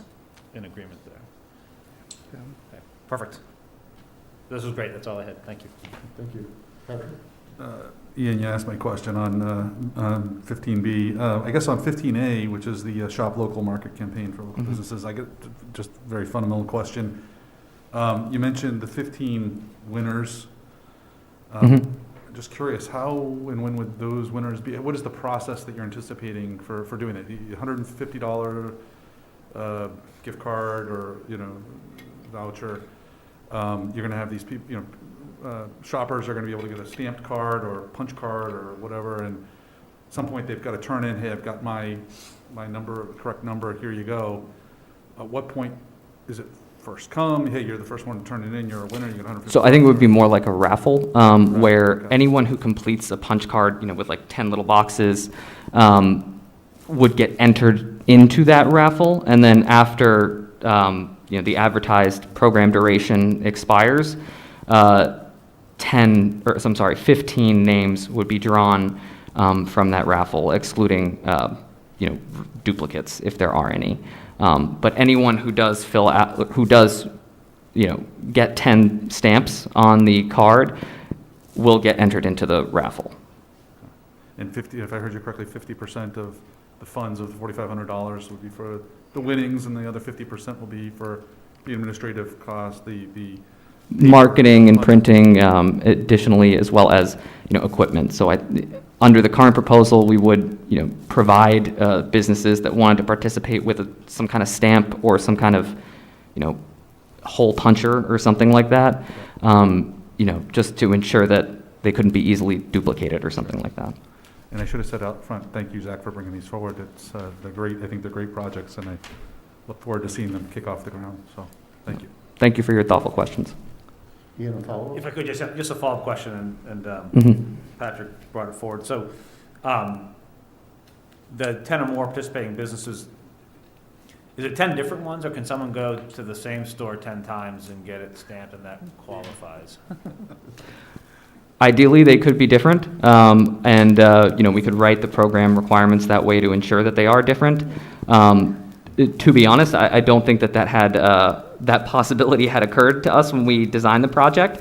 But thank you for bringing it up, because I do think that it would not be in the spirit of the program to go to Roach Brothers 10 times. As much as I love Roach Brothers and shop there frequently myself, I think the idea would be to try and get people to go to businesses that they might not otherwise visit. Perfect, thank you. Christy, you had your hand up for a second. Yeah, I just want to clarify, so Zach had provided some really sort of robust article information statements, which we've actually revised down a little bit for your version 6. And so some of the details of these, I don't want to speak for you, but haven't been fully worked out in terms of exactly how these programs will move forward. So I think one of the things is we don't want to get caught up in sort of the details, because that's something that I expect you'll work through with the EDC. And Yes, entirely. I think the idea behind the LRP was not to produce, 100% thought through finished product plans. And I think that all of the projects that come out of the LRP, the thinking from the Commonwealth and from our plan facilitators is that they would be iterative, and that there would be details to iron out that we would not have thought of during the planning process. Perfect. I'll take the slap on the wrist. I won't overplan. Shelby? I think they're great, though. Thank you very much. Very supportive of both of them, so thank you. Zach, could you pull up the slide for the, for 15A, please? Okay, so, and I may have missed this, I'm just not clear what the $4,500 is going to be used for. Is the $4,500 actually providing the $150? So $2,250, if my math is correct, is for the 15 $150 gift cards. I believe that we budgeted another $1,750 in marketing-related expenses and printing-related expenses, and then the remainder of the $500 is for equipment and administrative overhead. Okay. Okay, so the businesses aren't actually being asked to front anything. No. You're like, yeah, duh, that's the whole point of the whole program, but I want to be clear. So this is actually providing, seed money to invite people to walk through the doors, presumably not only spend some money to get the card punched and to get something, but maybe to even spend more at that business. Yes, right? that's correct. Okay. Thank you, because that was not clear to me before. Perhaps I'm the only one. Can you just speak to, you said the digital platform, you went through the first two quickly. I missed, what is the other program that, so these are, you said there were 4 priorities that came out of the 10. There are 4 phase 1 priorities. Yeah. The first is outdoor dining policy, specifically for the downtown area, where not all of our businesses have parking on their own premises, but may desire to do outdoor dining in specific areas of the public way, which which staff, community development department staff, are currently working on right now. The second is an online business directory, which is, I think, what you might have been alluding to about, helping stimulate more digital marketing strategies for our, retail business community. That project has received funding through the REDO grant program, and we are soliciting requests for quote, as we speak, from possible vendors. And then the 2 remaining projects from that phase 1 prioritization are the shared marketing program here and the minority and women-owned business, action plan is what I'll call it for now. Okay, great, thank you. And for 15B, for the minority and women-owned business outreach and support, does that require an RFP process, given the threshold? It's $30,000 that is being requested. So this isn't my area of expertise, procurement. I would defer that question either to the town manager or to somebody from the finance department. I believe it is right around the threshold that would trigger. it's actually just below. So Mike. you would still Thank you. Sorry. you would still have to get quotes. Yes, get quotes, okay, thank you, thanks. Great, thank you so much for bringing these forward, for the thorough presentation, appreciate it, and all the great work. Any other questions? So I want to thank you for bringing this forward, and your first slide, which is how we got here, is a very concise synopsis of what was a very complex, formidable effort. And I think I just want to reinforce for the community that, when you said you did a small business survey, that there was actually an effort made to go door to door to every single business in the downtown district and meet the owners, meet the managers, and involve them in the process. And so the amount of effort to bring in the stakeholders to come to this was much more involved and complex than the very efficient slide represents. And I want to, thank you, the team, the consultants, the EDC, and all of the stakeholders who volunteer time to review materials and provide feedback, come in do the sticky notes on the charts and everything, to bring us to this point. So, thank you very much. Thank you. No further questions? All right. I think that's it. That's it. Thank you. Thank you to the board for hearing my presentation. I appreciate it. Thank you. Terrific job, thank you.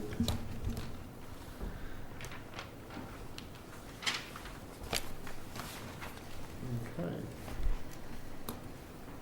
So next on the agenda is an update on the Mass General Brigham project.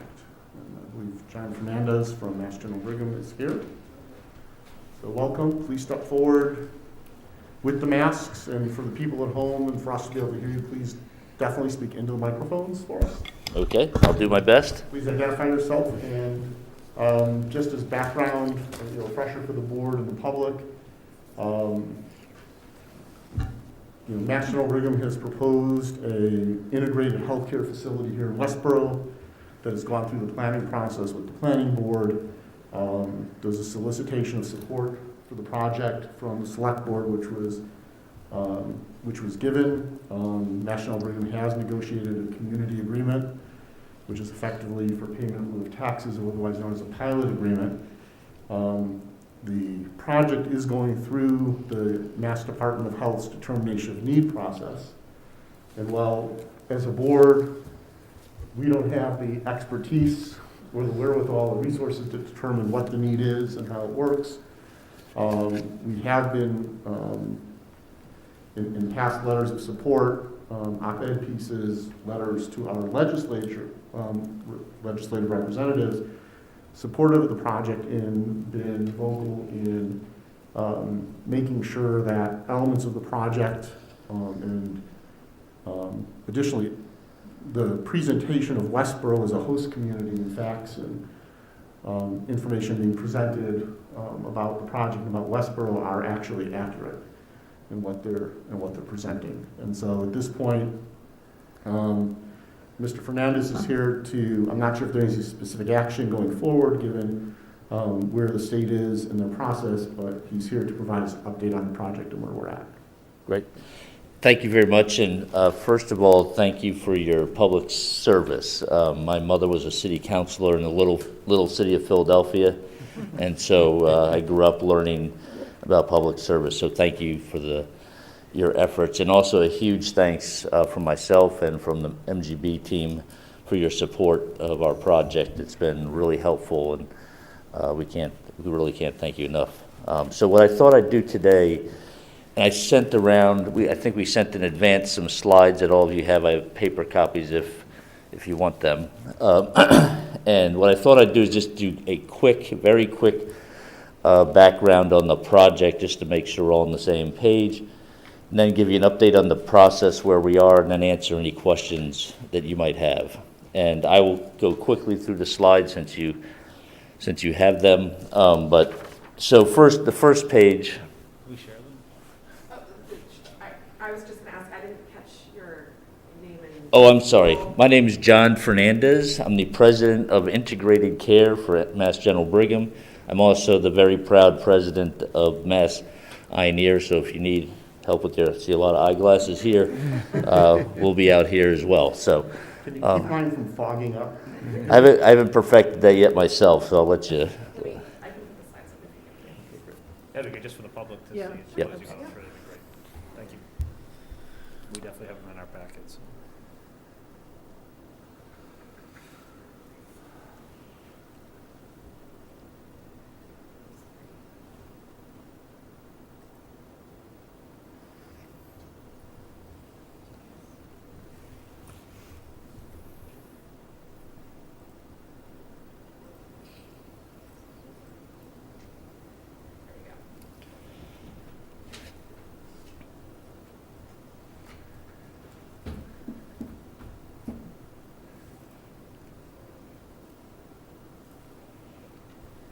Am I just going to make one thing here? Okay.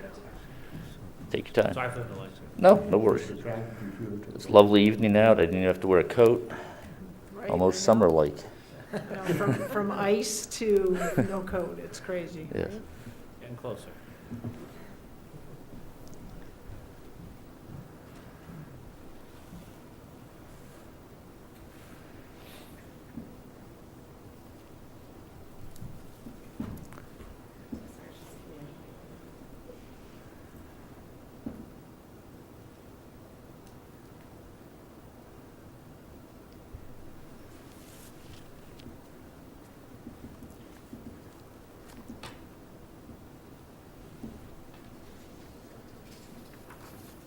See, this is when we need a word from our sponsors. Yeah. Maybe we should just talk about Wordle, because I don't know what Wordle is yet. I'm just kidding. I mean, I do know what it is, but I've not played it, so anyone Oh, want I to? know what it is. You want to know? No. We're good. Okay, by a show of hands, who actually plays it? There we go. All right, you're diving into Wordle. Okay. Wow, okay, all right. I've been I learning guess I'm about an this the outlier last once week or again. so. Play it once. You'll get that. Okay. So, just a quick summary of the project, which many of you are familiar with, but this is to be what we call a comprehensive center, which will have ambulatory surgery, imaging, and very importantly, primary care and behavioral health, along with specialty services, cardiology, dermatology, etc. And we hope to make it a great experience for patients. One of the jobs of integrated care is to be a laboratory and to experiment with new technologies and innovative ways to practice. And you can see some of them up on the board in terms of how we deal with patients in the period of time that we call the in-betweens. In between your visits, people need care, so how do we do that better and better as a health system? Next slide. This slide you may have seen in our presentation when we did our community events, but this really hits the highlights of patients want their care closer to home at a lower cost. And down at the bottom, we have the impacts, which are probably a little hard to read on the TV if you're at home, but the impacts of more jobs, good paying jobs here in this community, as well as construction jobs and greater access to patient care in this community. Then the next slide is there are many data points I could talk about, but I'm going to hit one here. Right out here in the far right is Massachusetts. We are one of the lowest per capita states in the country for ambulatory surgical facilities, which is to say that we've always been very hospital focused, and that is also one way that healthcare costs go up. If everything's done at a hospital, there are higher rates in hospitals because of the overhead required to run a hospital. So that's one data point. The other one that's not here is that ambulatory care, because of new technology and the aging population, of which I'm participating in, is also a driver of health services that are needed in all of our communities. So next slide. So the DON process, or the designation of need process, I'm going to shift gears here to talk less about the project and more about the process, which is that there are 6 criteria that they require we meet. We meet all of them, period, end of story. And you can read them, their health priorities, can we afford it, sufficient funds, community engagement, which we have done with this community and will continue to do. Next slide. And then this is the timeline, and we shortened it a bit and started in January 21 when we submitted our DONs. You all may recall that we were out here in 2019 talking about this project, and then this little thing called COVID came along, and we had to postpone our application and moving forward. We had planned to submit them March of 2020, but on March 12th, give or take, we had to sort of change course and had to hold these applications. And then we have followed this process, which included, which included the submission, and then we had to do an ICA, which is called a independent cost analysis. That was just completed, and that came out to the public. And then now we are expected to go in April, out here in the middle of the page, but on April 6th, to the Public Health Council for what we hope is approval of the projects. But we are waiting what you see here on February 17th is the DPH staff report. They're still working on that. And until that's filed, we have to then wait 30 days or 20 business days for that to be out in the public, and then they can have the Public Health Council meeting. So that's the process we are in right now. And I thought I'd just spend a moment on sort of sharing a few facts, because you might hear different stories out in the press or in the public. If you go to the next slide, the independent cost analysis, and we put the details in here, was required of us as part of the DON process. And if you go to the next slide, here were the highlights of this, of the findings. Second bullet from the bottom. First, we had a terrific guy, Sean May, and some people have said, well, we paid for it. You're absolutely right. MGB paid for it. It was required by the state that we pay for it, but the state drove the work, directed him on what he was doing, certified the report, etc. So we did not get involved in that part, but we did have to pay for it. That's part of the statute. So numbers, bullets 2, 3, and 4 talk about the major findings. One is that he concluded that it would not increase our bargaining power, therefore possibly raising cost. That the third bullet here goes that we would actually decrease healthcare cost. And last, that we were consistent with the state's goals of healthcare cost containment goals. Next slide. And then if you skip a couple more slides past this excruciating data, we also, there have been comments about how we're not taking care of lower income patients. That's absolutely not true. At MGB, we take care of more Medicaid patients than anybody else in the state. And so I just want to make sure you hear all the facts from us, and these are a list of some of the other investments we make in communities all around the state of Massachusetts. So I'd love to open up for questions. Okay. Thank you very much. So to the board, any questions or comments?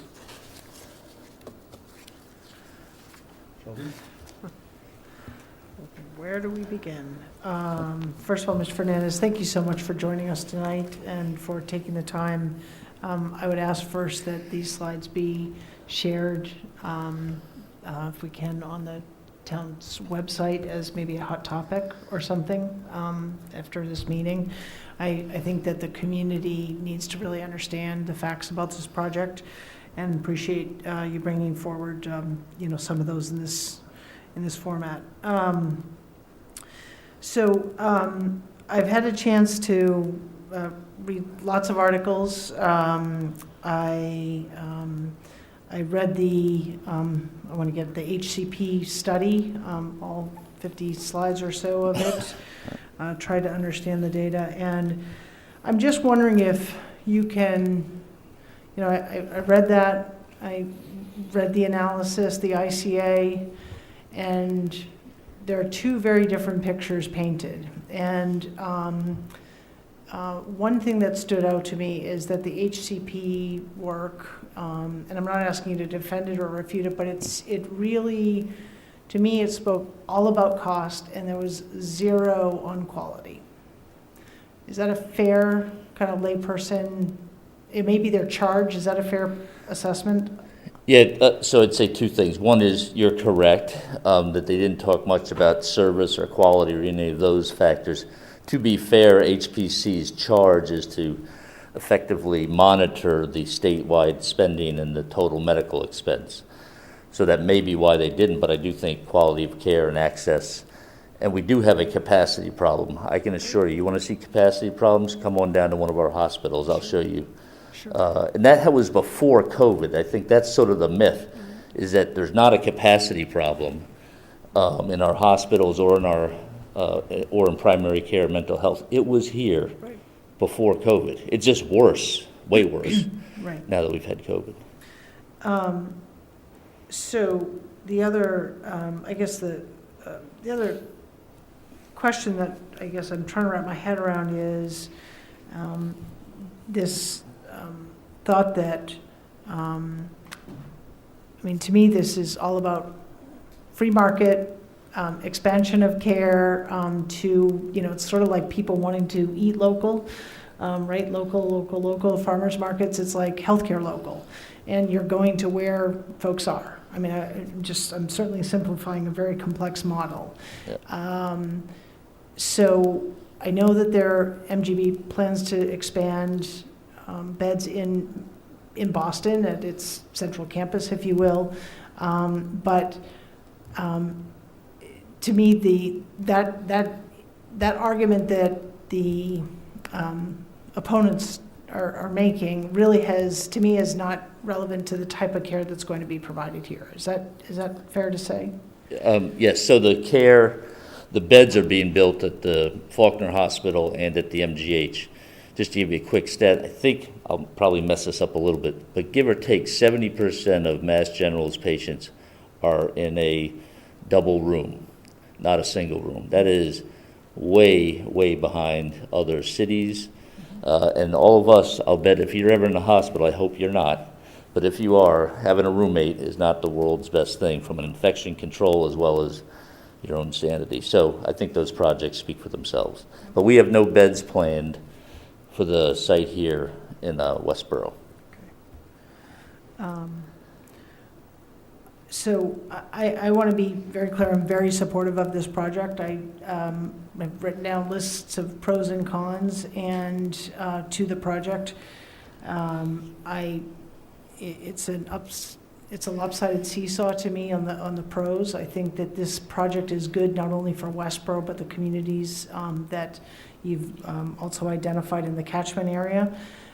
There is a shortage of care across primary care physicians, specialists. If you lean toward things like greenhouse gas emissions and climate, change, these are people that are already receiving care in many cases that are traveling into Boston or surrounding immediate suburbs or the city that now can receive their care closer to home. I think it's good for our seniors. I'm not going to steal thunder from Alan because he talks about public transportation and access much more eloquently than I do on this subject, but our senior center regularly is asking for volunteers to drive people into Boston for care for their appointments, and they could literally be right here in Westboro. I'm a big proponent of free markets. I've negotiated contracts in the health insurance space. I know what it's like. I know many of the strategies in negotiating with health systems, provider networks, specialty.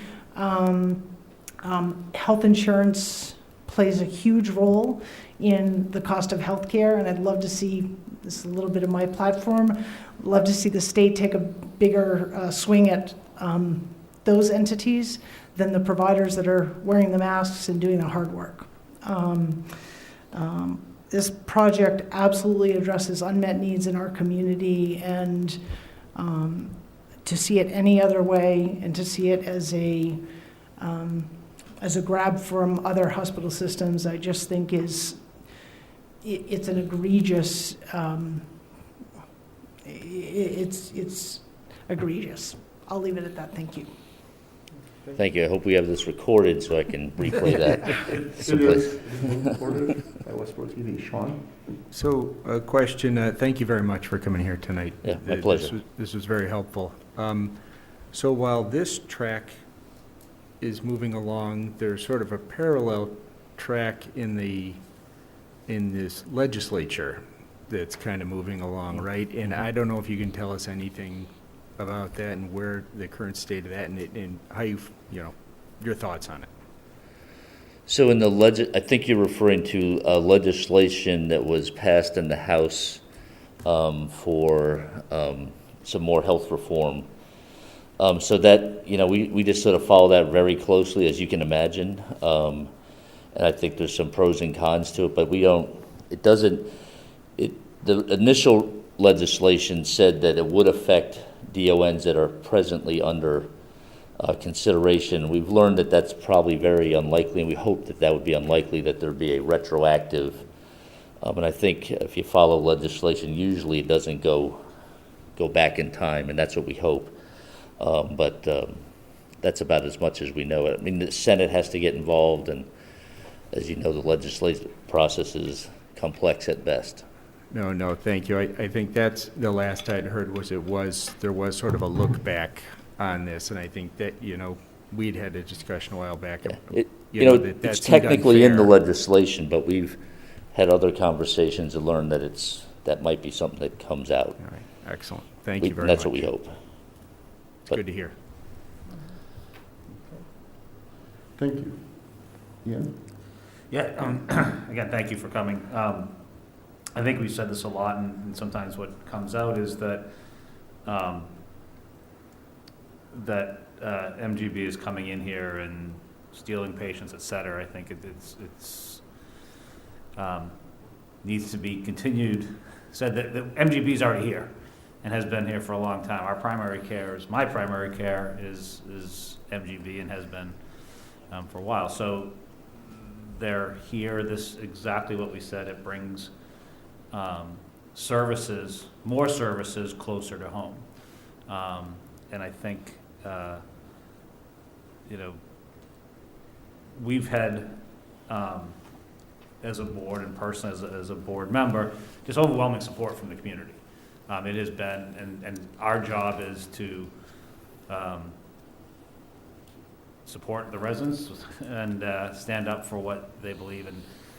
For me personally, it has been overwhelming in terms of support of this facility here, and I think that's why we as a board have supported for all the reasons, again, stated by fellow board members, but, just as importantly, we're hearing it from our constituents that this is something that they're excited about, they want to see as well, and for that, personally, I continue to advocate for, because our community wants to see it here. So thank you. Right. Thank you. And there are a lot of patients that are already getting care at our facility, so now you don't have to drive down I-90. Yep. Thank you for your support. Thank you. Patrick? Yeah, thank you for presenting tonight. It's very helpful to get kind of a firsthand conversation with MGB in regards to this. I'm new to the board. I've only been on the board for about a year now, and when this first came before me last year, I was eager in seeing the determination of need in the ICA and the ongoing other studies that have been done, certainly by our different state departments and whatnot. I am concerned. Equity is an important topic to me, and I have seen a number of write-ups, and we got some news articles today that were shared that were not very positive on this project, I'll say. And that's probably putting it mildly.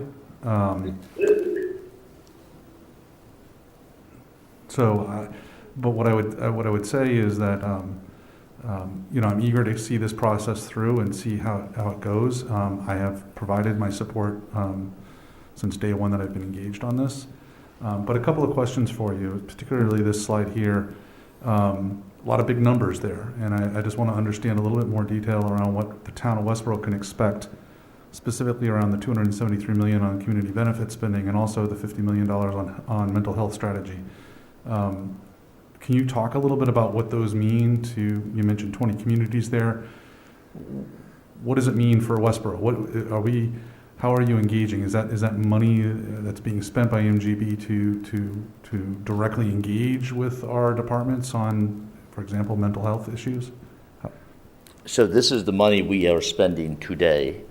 I think you can ask around other communities that have MGB facilities, and we're very good neighbors. We've worked out a pilot agreement with the town. We will provide mental health services, outpatient mental health services at our site.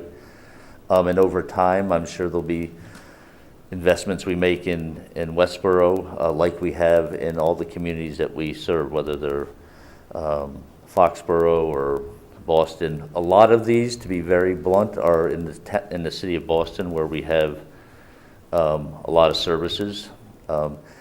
And I'd say the second part is that we do this every year. We've been doing it for every year, so we'll stay committed to that as a partner in your community. But this does not include any investment right now. The other part that I'd like to clarify, in the DON process, there's money that we have to pay as a fee into the Department of Public Health, and then it gets decided by the Community Advisory Board that they decide, of which there are, I think there's about 11 members, and they would decide how that money gets spent. Historically, some people think we get to decide what to do with that money, but we don't. We can recommend, suggest, but your town and your town leadership can influence that process to use, and that's several millions that's about $11 million of money. Now that's through the three communities, but it's still real money when it gets down to local programs. But I just didn't want to confuse those two. Those numbers are not in here, the DON money. Okay, thank you. And then, I'll just say, because potentially some of our state legislature might be watching this tonight, I would. We're sitting here. We're sitting, yes, yeah, there you go, yes. I'm not thrilled with the House articles that were passed the way they were and how they're doing a look back, and I think that's kind of underhanded poker in a way. So I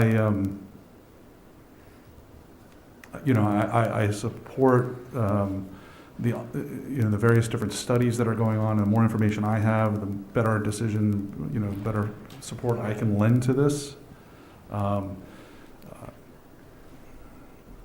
I guess that's it. I just wanted to share that I'm not super thrilled with that, the way the legislature has dealt with this.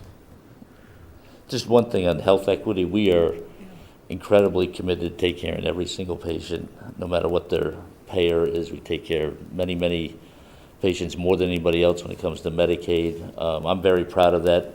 Been doing that at Mass Sinai for as long as we've been around. But I suspect, you correct me if I'm It's wrong. mostly myth versus fact. And we'd be also glad to send you, we have sort of some myth versus facts on a whole variety of these subjects, and you can run those down, but I think there's a lot of myths that get put in here, the health equity being the first one. Sort of a shame we're, as providers, that's what we're talking about. Yeah, on the Medicare topic, you're the largest healthcare provider in the state, so I'd love to see that as a percentage of what is the percentage of people that you're providing for that are Medicare as opposed to the actual number, because that wouldn't be an exact, a good data point to understand. Yep. So I would be curious about that, because that to me is important on the equity side of it, right? Are you a high percentage compared to other healthcare providers in the state, or are you just standing up in front of a larger number because you have a larger market share? So we'll be glad to send you that information, but it's also where your major hospitals are located. So if you're at Lawrence General, you're going to get a higher Medicaid risk because of the community they're in. In the city of Boston, also true, Boston Medical Center, where they are located. Mass General happens to be located in Beacon Hill. It's been there for 300 years. It's not moving. So healthcare is a very local business. Nobody likes to travel too far for it if they can help it. So where you are in those communities drives those numbers more than anything. And so we'll send you those numbers as a percentage, but it's still being the biggest. We do not sit in our hospitals. I can tell you, I'm a senior executive at the system. We don't sit there and go, gee, I wonder if we're going to let somebody with Medicaid in. That's not the way it works. Right. We take care of them no matter who they are. So it's just sometimes what comes in the door because of the community you're in is different. And I'd also say when people asked about taking business away from others, there is plenty of health care to be delivered. There is not a problem there's a problem of access and capacity, not a problem of demand. So. Thank you. Thank you. A few final comments. Shelby, I promise I won't go on a rant. Oh, come on, I love when you do that. Particularly, but Patrick mentioned we've been made aware of articles. I'll point out that all those are opinion pieces, and it's good that they were in the opinion section of Mass Live and other publications, because many of them were pretty loose with facts. And it's disappointing. Public discourse is important on any major issue.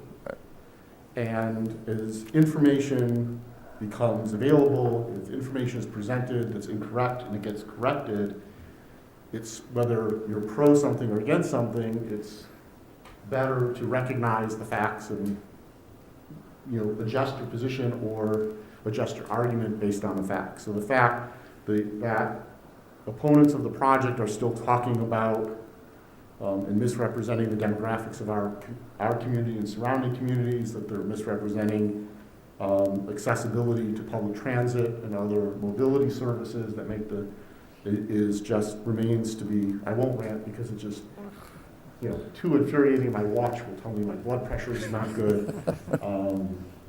And I'll also even point out that, there have been a few residents who have expressed concern about, equity, and is this going to draw business away from other hospitals and facilities in the area who may serve a higher percentage of low-income individuals.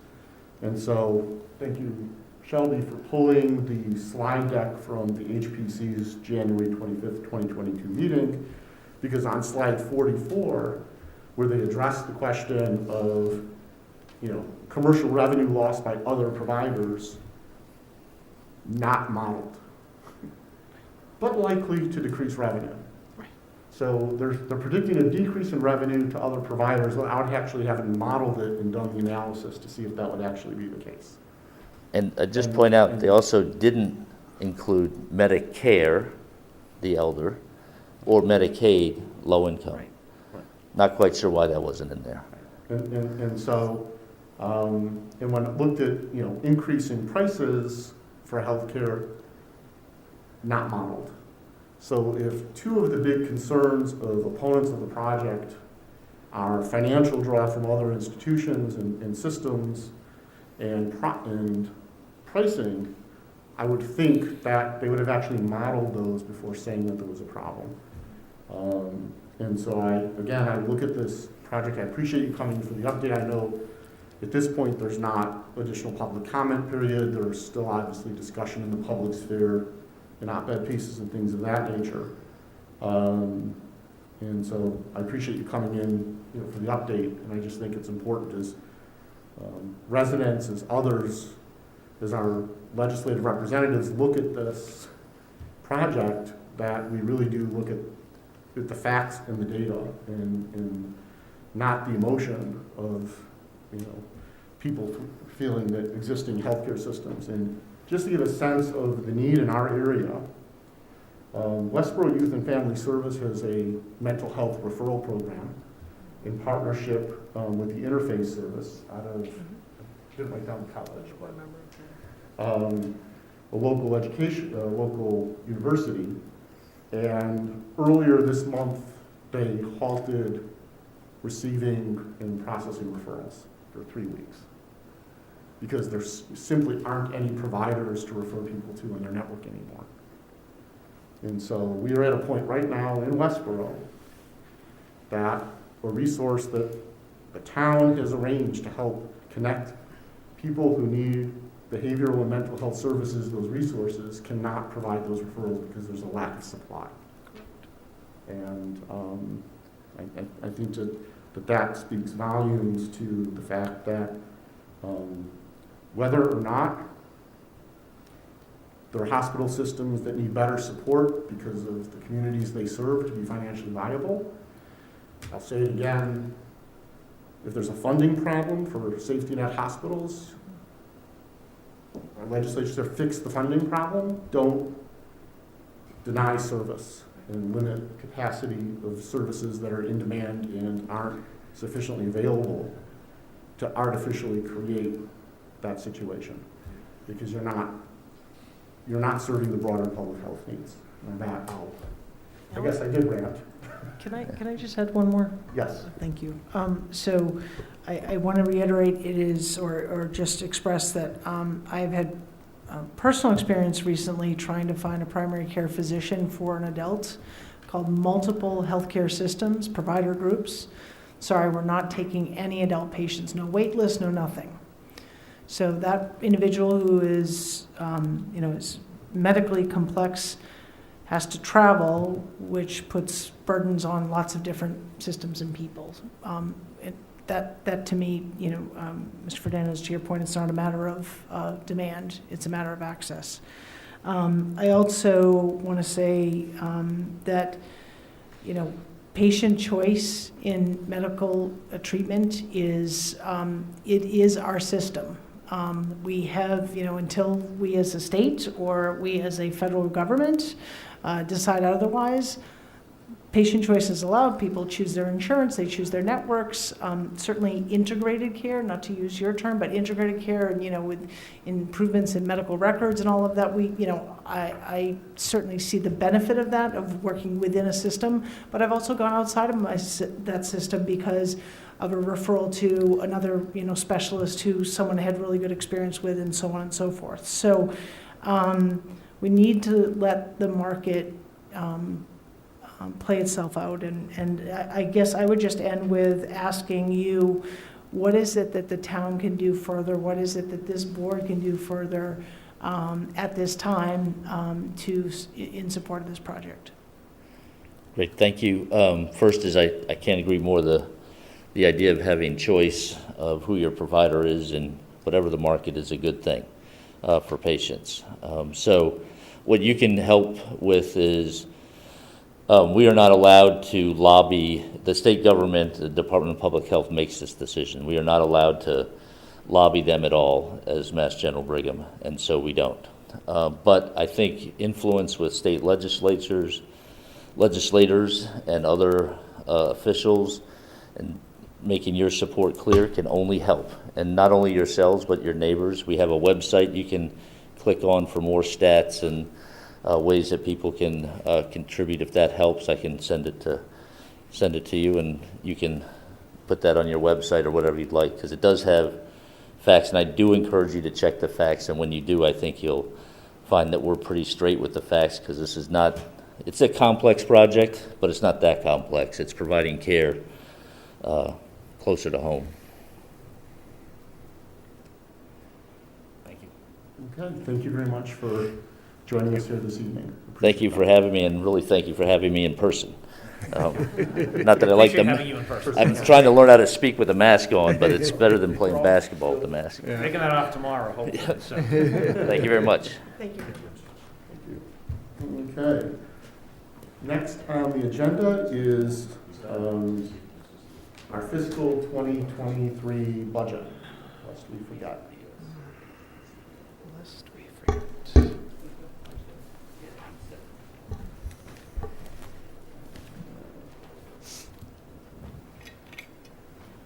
So if the board is ready, we could move forward with your support of the budgets. This would also help me if there's any outstanding questions, because we only have a couple more meetings before town meeting. So I did ask the board to send me any outstanding questions, and I didn't receive anything. So if you have any tonight, that would be helpful for me. The budget table, which is a tab in your book and is also in your packets. We'll let Alan decide, but typically you would kind of go through similar to the moderator. Are we comfortable walking through the budget, flagging any ones where we have questions, and voting to support the others? Some of these numbers were updated from what was originally provided to us. Is that what's in? Is the school number?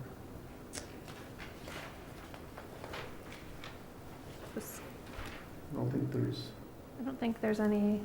I mean, we received our local aid number.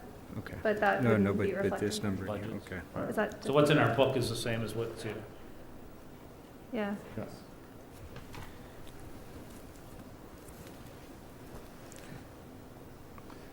Okay. Yes, Patrick. Sorry, just a question on order of activities here, so to speak. Knowing that this is a strange year, and knowing that we have a number of articles that are on the warrant that directly affect the budget, articles that right now are positioned as raise and appropriate. There are two. And, yeah, and we went over those at the summit. Or, I'm sorry, no, not at the summit, at the, trying to remember where it must have been the summit with the two. But those affect the levy, but not the operating budget. Well, no. Correct. They affect the levy, right, so it's the two articles that equal $7, yes. So right now, okay, bear with me for a moment, just I want to make Sure. sure I understand here, right?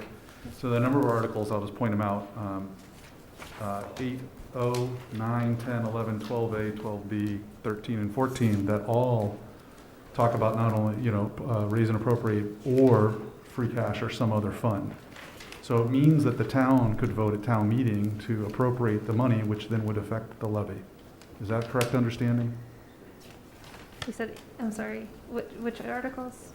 I'll just pick a random one. He said 8. Yeah, 880, high school chillers, $350,000.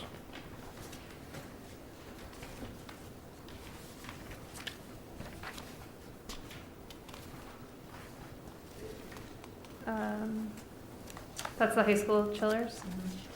1.5 million. Yep, so that says to vote to appropriate, borrow, or transfer from available funds, so the motion for that is a borrow. Right, so a borrow affects the levy, correct? Yes. Yep. Not for, right, so it would, once we borrow the money, it would affect the debt budget, correct? Would that be part of FY23 budget then? Depends on, no, I mean, no, it wouldn't. It depends on when they do the project as to when it hits the debt budget, but it wouldn't hit in the FY23 year. Okay, there's several that fall into this category. I'm not, I guess I would want to understand if all of them have that same logic. The timing, you mean? Yes, the timing. I'm sorry, the timing. Yeah, the timing, exactly. I guess I just have missed which ones you're talking about. So Yeah, the rooftop chillers and the HVAC are both proposed to be borrows if they don't have ARPA, and that would hit the debt budget. Some of the other ones that you might be looking at, I'm looking at version 4, but the town water system improvements, that borrow would fall to the ratepayers. Same with the water infrastructure improvements. So 10, 11, 12, 12A and 12B, which are smaller, they're much smaller, but are those are also, I believe, 12A. raise and appropriate? 12A and B are what? Those are the local campaign and business outreach? The ones that Zach just presented? Yeah. No, those are proposed to come from the economic development revolving account. Okay, and then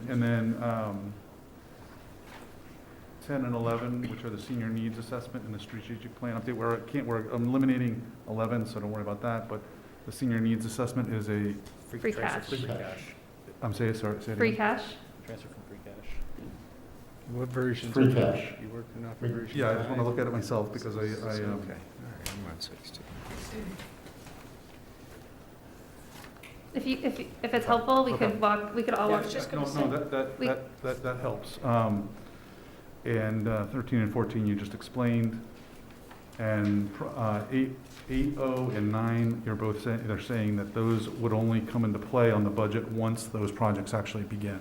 Right, and Leah, I think, can speak to that further if you have. So more questions. normally when we borrow and it's redeemed in 12 months. So we won't borrow until getting into the next fiscal year, so there would be no interest payment due until the following fiscal year, 2024. Okay, and right now, just going back to 8.0, as an example of high school rooftop chillers, which will appropriate, borrow, or transfer from available funds. So the town meeting will have the opportunity to choose, or is there a specific motion There will be a specific motion to borrow. to borrow? Right, Correct. right. So the articles articles for a borrow and the motions are written by bond counsel, so they have They give you all pretty these options. specific Yeah, so I'm gonna but it's I'm not- gonna it throw does- the cards on the table here right now, right? Okay, this is where I'm headed with this. These, based on the $12.90 per thousand on the tax bill gets $12.90 per thousand, the tax bill gets increased. those two articles, and I realize they're both school-related, those are two articles are significant potential impact eventually to the town budget. Is that correct? I mean, based on what you just said, it's going to happen 12 months after, am I right? Yes. Okay, all right. All right, then that answers my question. I'm clear. But remember, a borrow, and Leah can step in and correct me if I'm wrong, will either be short-term, meaning that $1.5 million, the impact on the budget may be spread over 3 to 10 years through bond anticipation notes, or it can be bonded, and that $1.5 million plus interest can be spread over 20 years in a Right. bond. And so, so the impact on a year-to-year basis is only a fraction of the actual, it's not like, you know, in 2024, we're gonna have to have a $1.5 million plus interest in the budget. It'll be whatever that year's cost for debt service will be, I and that gets get- spread over years. I get it. I'm in the mode right now of pay-as-you-go, make do, kind of is my mode right now, based on $1,100+ on our tax bill. And I'm questioning whether or not the motion shouldn't be to borrow, it should only be used to free cash, and allow the town to make the decision as to whether or not we use from available funds versus go borrow. Our country's in, I don't know, over $30 trillion in debt right now, and I'm not a fan of increasing our debt. Well, I think the school determines, right, how they would like to present it, but certainly someone could present something else. So two things. So we proposed the funding source, which we did through the capital plan for that 8.0. The Article 9, which is the HVAC, as a reminder, is that 1.8 is a delta. So the town has already appropriated through borrow $2.1 million for this project. And so the proposal would be to complete the borrow with this 1.8 based on the estimate that they received. Yeah, I understand the issues with free cash and draining that down and the potential bond impact that has. I understand that there's a possibility that these things may not be funded through ARPA, as we have our consultant looking at that now.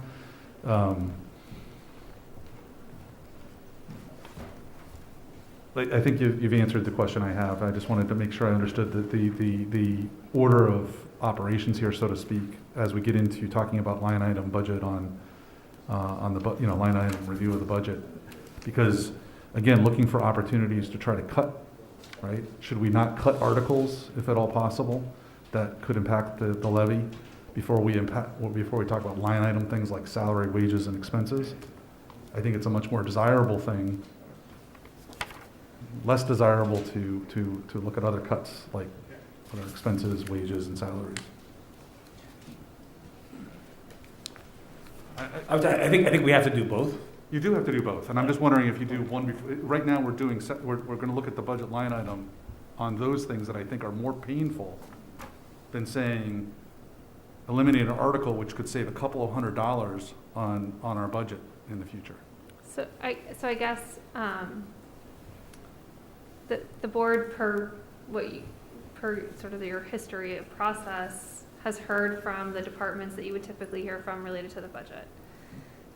In terms of going through the budgets and cutting things, I haven't heard from anyone that the expectation is that every department head is coming to present and that we're cutting. So if that's the case, I need to know that so that we can bring people in front of you. And so if we just go through the budget, I mean, if you're not ready to vote, as I said, you don't have to vote tonight. But if there's outstanding questions on specific budgets, it's going to be really important for me to know that. And Well, again, I haven't heard that. Yeah, I guess it goes back to maybe a broader point that when do we as a board debate potential cuts? We had a great budget meeting. I appreciate that you put that together and got a lot of information and additional information tonight. But when do we as a board debate how we're going to draw it down? The process tonight is I was going to walk through all the line items in the operating budget. And if anyone has a question or concern or a desire to change that line item, we'll flag it. For the ones that aren't flagged, we can go ahead and have the motion Well, I get that process, that's, to do it, so I'm- tonight's tonight. If there's a- But to just, back to your point, so the way that it works per the charters is the town manager provides a recommended budget. The advisory finance committee is who puts the budget in front of the town meeting. So in terms of sort of when the board gets to dive in and debate it, you can certainly raise questions, and as a board, when you move to support, you can, I suppose you could offer an alternative number. But that has not happened based on the process that the charter sets up. So I'm not saying that it can't happen, but I think those questions need to come. So if you're looking at, I'll use my budget. If you're looking at my budget and you think that number seems really high based on everything that you've read in the budget, I haven't presented my budget to you, so maybe you have questions, so maybe I need to come to you, and then you have that discussion. We haven't typically brought in all the departments in front of the board, because that's what Leah and I do, is we meet with all the departments. But if there's a question, then, that's certainly fair for the board to ask those questions. Can I make a comment? Yes. So one way to potentially look at the budget would be, are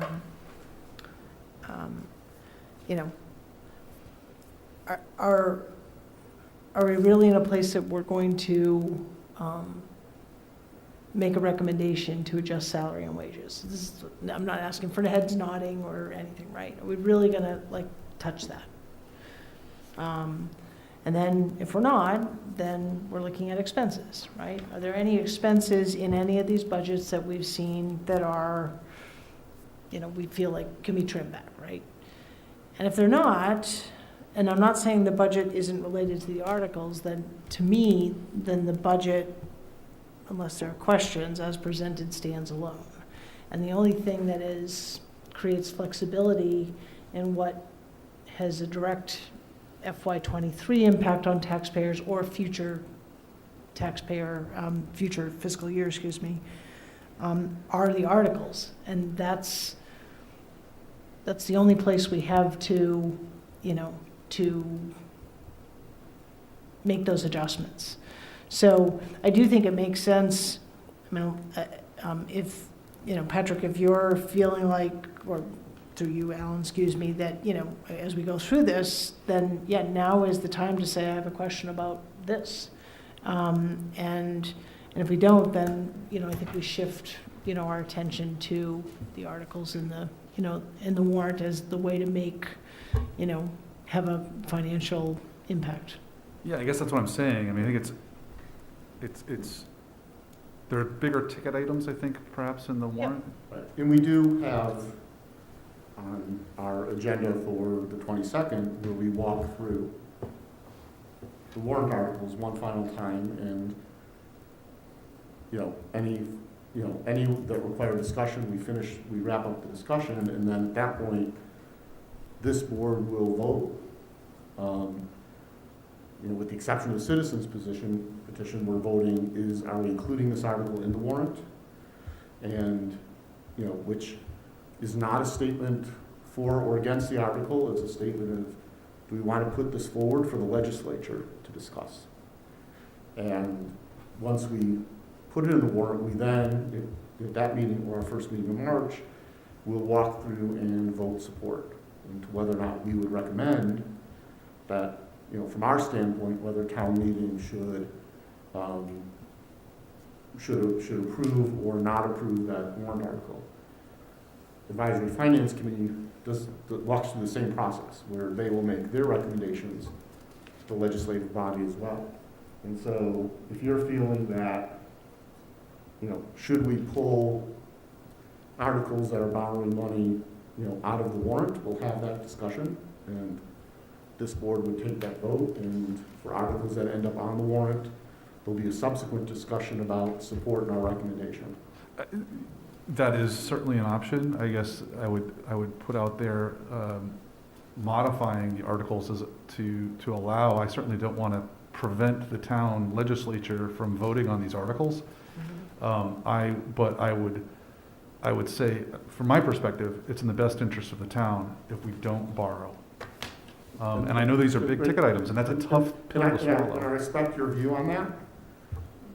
But by charter and bylaw, we also have a capital planning expenditure committee that looks at capital and does a multi-year capital plan that looks at the impact on budget, the prioritization, the value to the community, I get it. and addresses, in that regard, the source of funding for those. And so that committee has made the recommendation to us as far as wording of the article, if it is potentially going to be a borrow. Yeah. There are legal requirements to how the article has to be worded and how the motion has to be worded. That said, we can decide as a board if we support that, and if that can be amended on the floor of town meeting by the legislature. Yeah, so I listened to the AFC meeting last week, watched it real time, live, and the question kept on coming up by that committee. There's two things, expenses and costs. And they kept saying, how do we cut cost? And could not get there in that conversation. And I'm looking to try to have that conversation with this board to understand how we cut costs, because $1,100 on the average tax bill is ridiculous. I mean, it's a huge We amount. cut people. Well, I don't want to go that Well, way. and I don't want to go that way. Patrick, so we all know, right, but just I think for the public's benefit, someone's tuning in tonight and they say, what, $1,100, right? They, almost half of that, not quite, Yes. right? Let's be clear, is due to the valuations, right? Correct, I know. So- We've been very clear about that. Yeah, I'm just no, I saying. know, but I just, And I think that Christie and I think that Amber have done a fantastic job building budgets and trying to do as much as they can to alleviate that number. Very creative, some of the things just presented to us recently. How do we go further? right, I mean, how we go So- further So is, the process is, at our next meeting, when we walk through, if you want to have us consider altering a warrant article or pulling it off the warrant, or having it on the warrant and voting not to support it as it's presented, that's when we have that Okay, so discussion. you want to have the conversation about salary and wages before we have a conversation about removing, because that to me is a much more painful conversation to have first. I'd rather try to see what we could save the town up front without cutting salary and But wages. we're focused on fiscal year '23. Mhm. Cutting the borrow articles doesn't impact the fiscal '23 budget. It will impact fiscal '24 and beyond. It doesn't impact the tax levy. It doesn't impact the estimated, If we borrow. if we borrow, If we it does borrow. not impact the tax levy in fiscal year '23. Correct. And so So it doesn't change the it's not on the agenda, but- it is not on the agenda to discuss the warrant articles. So the town So meeting we will has. not be having that conversation tonight. It's But- that simple. Yeah, but doesn't the town meeting have, the legislature have the ability to change the article and say we want to appropriate versus borrow? Not that they would do that, I would suspect. Yes, they So- do. So my question to you is, why wouldn't we remove that off the article? If that's not a viable, good option for our town? Because if it's going to be borrowed, it has to be, by law, presented in a certain way. And so we'll present it in that way, and it can be amended on the floor, or we, at our next meeting, could decide if we wanted to amend it. So by law, we have to say, vote to appropriate, borrow, or transfer. Yes. Well, so that's how it was drafted for us by bond council. I mean, if you were gonna do it as a free cash, you would just do transfer from free cash. Like all those other ones are. Yep. Right. But- And we can have that discussion at our next meeting, Okay, when it's on the agenda. that's fine. Okay. So now what we're gonna do is the process is I'll walk through the line items in the proposed fiscal year 2023 operating budget. If there are any questions, concerns, or desire discussion about a line item, we'll flag it. I'll keep a list. We will then have, for line items that have no concern or issues, we can vote to accept and move those forward, and then we can go back and address the line items that do. And I'm going to take notes, but if someone else can also take notes, just so we don't miss anything. So walking through the budget, town moderator, salary and wages, expenses, select board, town manager, salary and wages elected, Question. same here. okay, salary and wages, expenses. Finance Committee, salary and wages, expenses. Finance, which is accounting, treasurer, collector, and assessors, offices, salary and wages, expenses, and legal expenses. Legal expenses, information technology and communications, salary and wages, IT&C expenses, central purchasing, expenses. Town clerk's office, salary and wages elected, salary and wages, expenses. Election and registration, salary and wages elected, salary and wages, expenses. Conservation Commission, it's moot. It's, for public record, it's 0 salary and wages and 0 expenses. I guess we could ask them for money. Because they've been moved, because they've been moved into the community development Community department development, budget. I was joking, we could. No, I know, I just. We could go negative, right, no. They're like, oh, we want more of those departments at 0. That's excellent. So planning We're gonna department, raise alarm and people are gonna be calling us. okay. now. Thank you for the clarification. Okay, salary and wages in the planning department expenses. Board of Appeals, salary and wages and expenses. Economic development is now included in the community development department. Insurance expense line. Question. Thank you. Okay. Police department, salary and wages and expenses. Fire department ambulance, salary and wages, expenses. Community development, which is building inspection, conservation commission, and economic development, salary and wages, and expenses. Weights and measures, expenses. Animal control, salary and wages, expenses. Assabet Regional Vocational School, expenses. Department of Public Works, which includes building and grounds, salary and wages, and expenses. DPW snow and ice removal, I just want to clarify it's up for removal, salary and wages, and expenses. Alan, can I just clarify, the Assabet number still has not been finalized, so if you want to wait, we hope to get it soon. Okay. Okay. Thank you.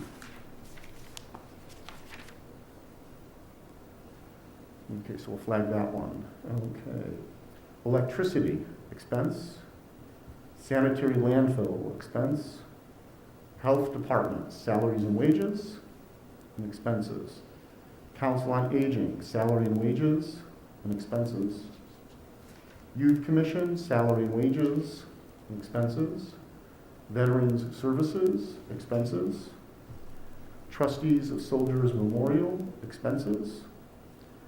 Library, salary and wages, expenses.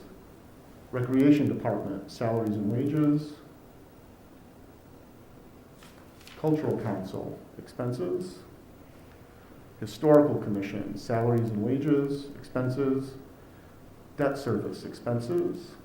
Country Club Enterprise, salary and wages, expense line. Sewer Enterprise, salary and wages, expenses, and debt. Wastewater Treatment Plant, salary and wages, expenses.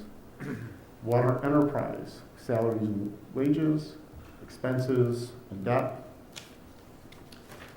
And that is it. The general government subtotal, we don't do that. School department, Westboro Schools, Assabet Regional School, we're again waiting on this one, let's flag that as well. And that is the general fund. Do we need to go through the enterprise fund balances? Hopefully we did that. Leah said no. Yeah, we've already, those are subtotaling, okay. Okay, so we have flagged select board salary and wages, insurance expense, and we're going to hold Assabet Regional Vocational School because we don't have their final expense and contribution yet. Alan, I just had 2 questions, if I may. Yep. One is building department. Where does that, is that under DPW? Community development. Community development. Okay. I do have a question on, in general about that. Community development? Yeah. Okay. The building environment. Okay. And then my second question was, kind of dovetailing off a comment that I made at our budget hearing. Where do, because I think it affects multiple departments, is the expenses for police, fire, DPW, is that where the vehicle, take-home vehicles would be found? Is that covered under those? Yes, so within the department, but also the DPW, because they do the maintenance. Okay, so I guess I would have a question on the expenses for each one of those departments. Which one? DPW, Police. fire, police, but that's also, well, building, right? Didn't know where they all fell, so.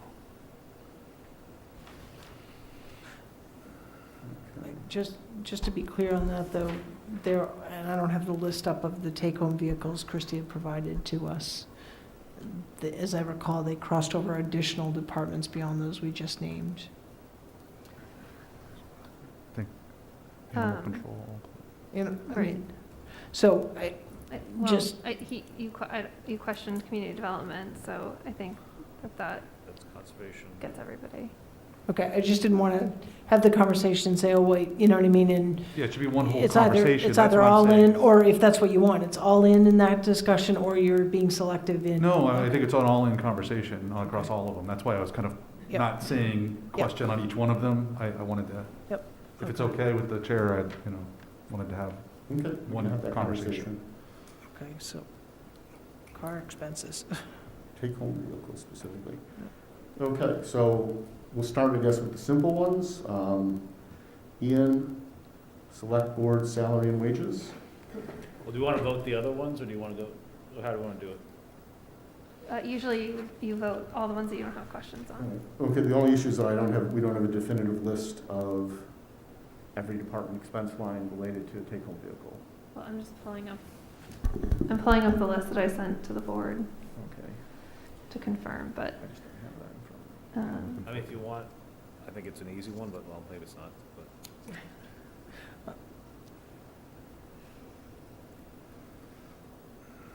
I believe you have them all.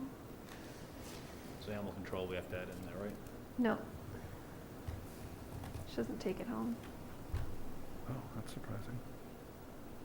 So it's police, fire, DPW, and community development? Yeah, I don't see oh, yeah, one computer, yep. top Double one. checking. January 20th.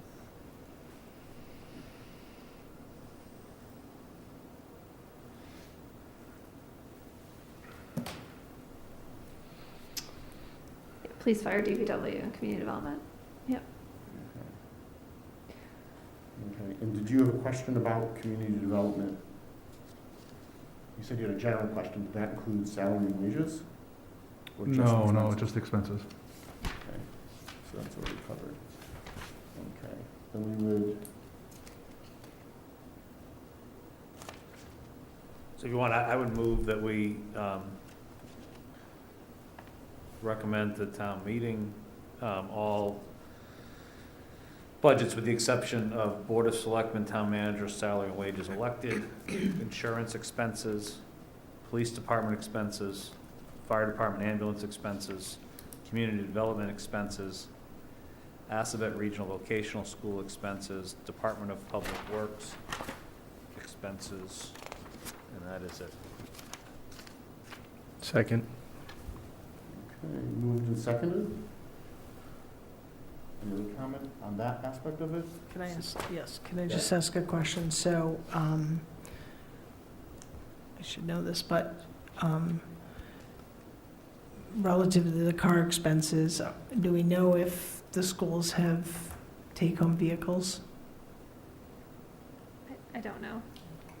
Okay. Do you? We don't know. Okay. Good question. Okay, I'll call the vote. Well, you Oh. could question, we could. We can, you would Well, I question just, that. I'm- School we can expenses. accept our vote, we can make Don't acceptance of our really vote vote on line item. school budget line item. All right, they're only one line Get that item. answered. Yeah, I mean, I think in fairness to the, if we're looking at this and we've got a comprehensive list that Christie's provided, we should be looking at the schools as well. And again, I just want to make sure that's appropriate for us as a board to be doing, because we're looking at the entire town budget, Yes. right? Yeah, you Okay. can question any budget. Okay, thank you. Okay, so, I amend my motion to exclude Schools. school expenses. Or One line school, item. oh, that's right, sorry. Yep, Okay. sorry, my bad. Sorry, thanks. Leah just reminded me that water and sewer pays for some vehicles too, so the enterprise funds. expenses. Unless you're only looking at costs associated with the general fund. Costs associated with just the take-home vehicles, so. Well, but in the general fund, or also those being paid for on the water and sewer enterprise funds. I think we call them out and Yeah. talk about it. So Okay. sewer enterprise. And water enterprise. So I'll amend to exclude sewer enterprise expenses and water enterprise expenses.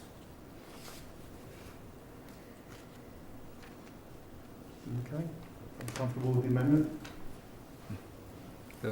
Second? Seconded, okay. All in favor?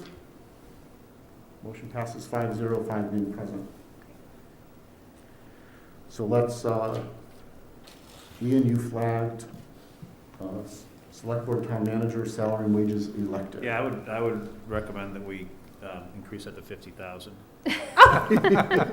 Each, right? Yeah, sure. If you're gonna go home, go do it, go big, Oh, right? my Go God. big or go home. Oh, No, I would make the recommendation that we, although it's small, I just think, and part of the reason is because it's small, I think that we, I'd recommend we remove that line, zero it out to salary and wages be zero. I'll second. If that's a motion. That was my motion. Okay. Moved and seconded, any discussion? Yeah, I'll just make a comment. I've only gotten 2 payments so far in my short time here, so my short tenure, and I donate it to the free little pantry. But I agree. I think it's not needed, and I think we should eliminate it. Actually, more is needed, to be technical, more is needed given all the time, but no, I'm supportive of it. I said, That's why I said 50,000. no, I said, given the time that we put in Yes. and the responsibility that I think we all take very seriously, I would actually say more is needed, but that's not the motion that I'm supporting today. Right. And I'll note that I've never accepted the stipend, it's always been in the budget and flowing down to free cash, so. I didn't know you could do that. Oh, You can, but you still have to raise it on the taxes, okay, right. so. It's still there, Right. right. But now we're talking about killing it on the taxes. Right. Okay. Which I'm happy to support, Yes, so. me too. All in favor of Ian's motion, seconded by Johnson, 5-0, 5 being present. I think it was wrong too, right? It shouldn't have been 2,500 Huh. prior, but it's gonna be zero. I think that was Well, because of a Well, no, former no, select. because I haven't filed employment paperwork. So you Right, would- but you're up for election, so we would need, Oh, you need to, okay. yeah, but So to zero, should it be to zero it out? I- we were I'm- just gonna pick the first 4 that came to mind. I think it's zero. I mean, the motion's zero, it doesn't matter. Yep. Yes. 0.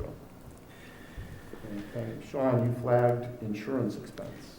And I think that was more that there's still more information to come, I believe, on insurance, correct? Or, Yes, so we're looking at this number here, but this Let's just wait. may not be the number that, I guess, would this still be presented at the March meeting, or would updated information could change this number?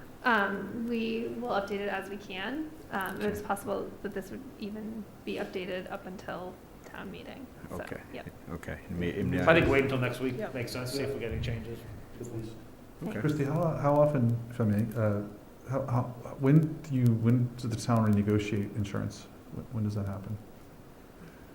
Well, annually, we have to renew, or we go out to bid. We have to do that annually, so. And it's not likely that, I'm making an assumption here, it's not likely that that negotiation period could positively impact our budget for FY '23, just timing-wise? Or is there an opportunity there? Well, no, that's exactly what we're doing. That's why we don't have a hard number. Okay. Yeah. And But I- historically, we're conservative, Right. right, with what we put out in front. Meaning worst case. Well, right, so we have an insurance consultant, before we put the budget together in December, we ask them what they're seeing for increases, so we are conservative, but it's based on, data and expertise. sure. And then because we're experience rated, often the longer we wait, the better our experience gets. But that not always, because also the longer you wait, potentially the worse your experience could get. We have to have everything in place by the time we do open enrollment, which starts in April. So this is the timing of all of this, and the insurance number is always in flux. It's just, this board may not have experienced it because it's been a zero the past couple of years. But also, I mean, this is gonna be in flux throughout the year because it's based, I mean, we don't know. So you said it's an enrollment cycle, who's enrolling, who's not, but then Sure. things change. So there's things budgeted in there, but it can change. Yeah, I guess I was kind of thinking back on the topic I brought up at the budget summit was around, again, creativity and reducing that down, and specifically around the employee health, the ability for the employees to be part of a health program where they participate in survey and whatnot, and it drops their insurance premium down, and it reduces the cost of the town as well. Well, so actually, we did talk to our insurance consultant about that, and it wouldn't reduce the cost of the town. Okay. Typically, what we talked about was that employers who put those programs in, they incentivize their employees to be healthier. But by doing that, and then that therefore reduces their premium, but that doesn't reduce the premium for the employer, Okay. except maybe in the future, if the employee becomes healthier and avoids. Yeah, some it's sort a of bad future, experience. right, it's you're But it hedging wouldn't for the impact future. the FY Wouldn't '23 affect- budget. Okay, that's what I wanted to better, Yeah. thank you. Okay. So we'll hold on insurance. We'll hold on Assabet Regional Vocational School. Simply, again, we don't have a number yet. We should get that. And so that brings us to take-home vehicles across police, fire, DPW, community development, school department, sewer enterprise, and water enterprise.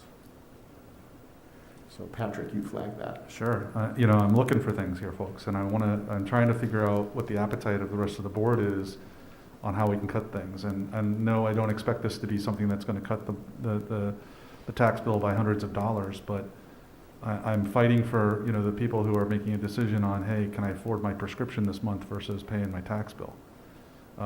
And again, I'm curious as to what the board's appetite is here. There's probably a couple of options I can think of in regards to take-home vehicles. Leave it as is. We could say no take-home vehicles except for department heads, or maybe department heads and their direct support. I'm just looking for ways to again, be creative here and help eliminate some costs. I think two pieces to this. One is, I think what we heard, specifically I remember what we heard from the DPW director is that by eliminating take-home vehicles, he doesn't estimate that we would be able to reduce the budget. Patrick has asked for some additional data, which is going to take us time. So if the board would like us to pull that data together related to mileage and an estimated fuel cost, we can do that. But I would say if you're going to cut take-home vehicles, I think that we would hope, I would expect that you would bring these department heads back into a meeting to understand better, because I do think it's significant. I think in some departments, it's not as simple, and specifically public safety. So. Yeah, I would just add too that I believe at least both police and fire chief are contractual right. It's basically their contract. So there's contractual, there's union contracts, so there's more to it. So personally, I appreciate, Patrick, what you're doing.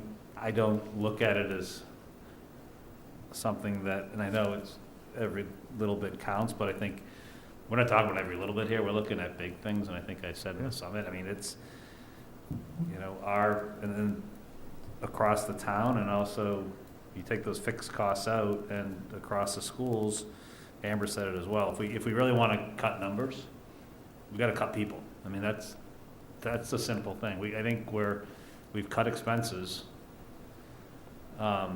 We can nickel and dime things, and back to my finance days with Leah, and she would cut her $10 budget by $5 and get rid of pencils.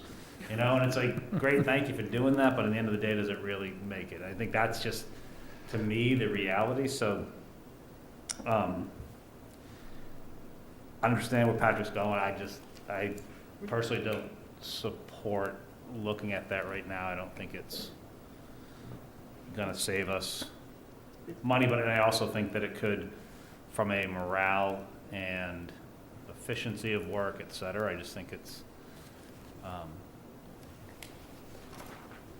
something that's. I guess I would, posit that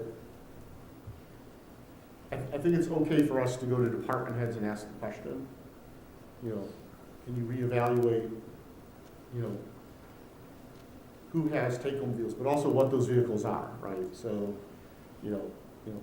clearly, our fire chief, if he needs to respond to the town because there's an incident that's happening, the time it takes him to drive a personal vehicle to the firehouse to then get his official vehicle and respond to the scene, is meaningful, right? That's a meaningful delay in his ability to respond and take command of a major incident, or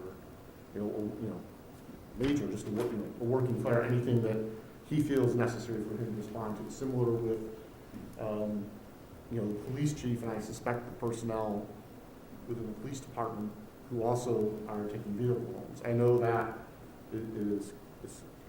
Director Payant said that, the vehicles being taken home, for the most part in DPW, are operational vehicles. So you have an employee who's driving a personal vehicle into work, and it's their turn to cover the weekend.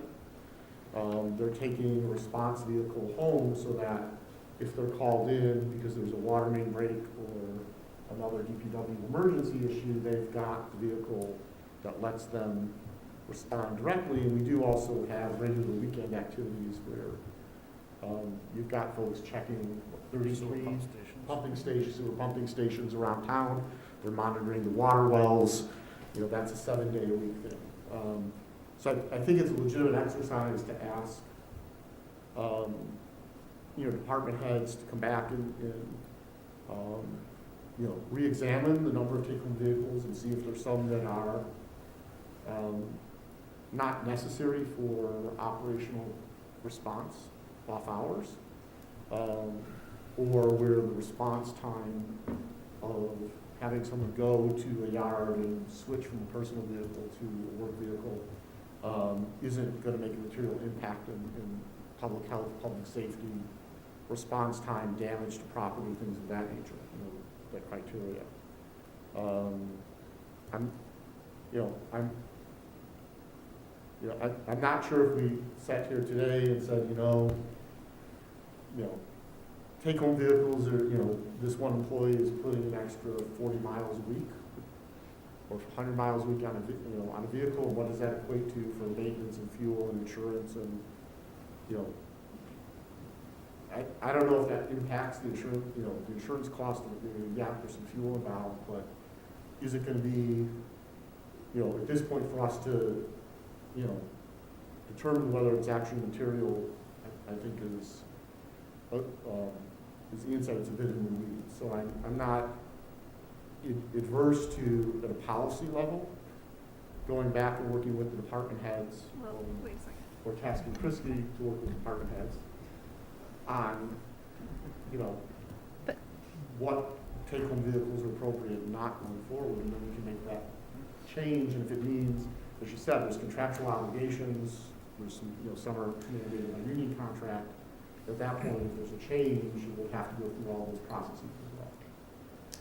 Did I step in it? So, No, I just want to remind the board that one of the goals is to update personnel policies, and so that's where you could make, we have recommendations that I think the board will be able to make some policy decisions, as you said, around some of these things, so. yeah, and if I may, I'll just say, Alan, I mean, I know those points. I asked these questions of the department heads when we met a week or so ago. They all gave me their candid responses. If we wanted to have them come back in and speak to us, fine. I know what their answers are going to be. They're going to be exactly the things that you just said, and I get it. But I look at and I'll just pick out a random department. The police department has a number of vehicles. They're one-to-one relationship between that individual and that take-home vehicle. That's different than the policy for the officers, where there's a 3-to-1 relationship between the number of officers to a vehicle. So in theory, if the study, if you ask I guess we could ask the department heads, what would happen if you remove the take-home vehicle for the non-contractual required positions to have a vehicle? You might reduce that department's vehicle count by 3, 4, 5 cars. I don't know, right? Do you need all those cars? Because it's a 1-to-1 ratio right now. Insurance goes down, car use goes down. But I'm not saying that's not an unfair question to ask. It's not just the gas and that little, the 40 mile is my point. Sorry, I said that because my understanding was that you were looking at the cost of taking them home and not eliminating them from the fleet. So I misunderstood. All options are on the table, in my opinion. I mean, we should be having a very frank, open conversation about what the options are here. And I'd rather not cut jobs or eliminate hours on people. That's like the last resort. So I also really appreciate, Patrick, that you're bringing this discussion to all of us. What I would say is I think it's worth looking into. I think it's worth this policy discussion and challenging our town manager and department heads to take a look at this. And but my instinct is to say that even if we were to even reduce vehicles, to your point, I would really worry about operational efficiency and effectiveness and service to the town, particularly in the spaces of public safety and fire and police. That's a gut response, not one based in understanding their operations well enough probably to speak to it. Having said that, I think are there probably places to scale back?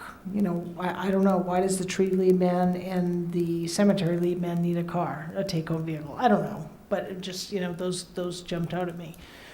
But we could even make those changes. It's not going to materially impact this budget. So would it be, a token of we dug in? It's not going to move the needle. And that's kind of what I'm looking at this point. So do I think we should look at it? Yes, but I don't think for FY23 it's going to move the needle in a way that is meaningful. And it's fair. We just voted on closing salary conversations, so we can't talk about that, right? So where do we go? We could cut. There, Christy, I won't rattle them off because you've done this for me. There are, as a town, right, there are certain departments we have to have. There are departments we don't have to have. True. Right? Yeah. And I'm going to just use it as an example, not the library is one, right? We don't have to have a library. We don't have to have youth and family services. We don't have to have... Recreation.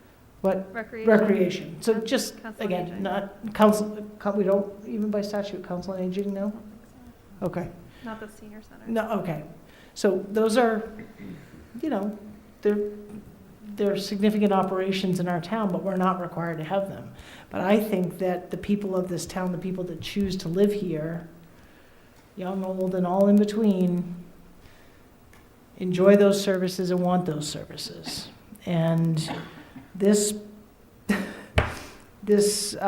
budget and the improvements and investments we want to make, it's a big number and it really sucks. Yeah, Right, but I also believe I have not heard, I have to be really honest with you, I have not heard the noise in the community that I would have expected over these numbers. I have. Okay, so maybe it's just different circles or whatever. I'll just share some data. And I'm not disagreeing that those voices aren't existing, but my point is that I think that there's an expectation of services, and if we start cutting in the way that is meaningful to the budget. I don't want to cut services. I'm trying to find that sweet spot of not cutting services. But let me just give a quick. I just want to give a couple of quick data points for folks. There were 55 more families with 107 more children that took advantage of the free holiday store this year.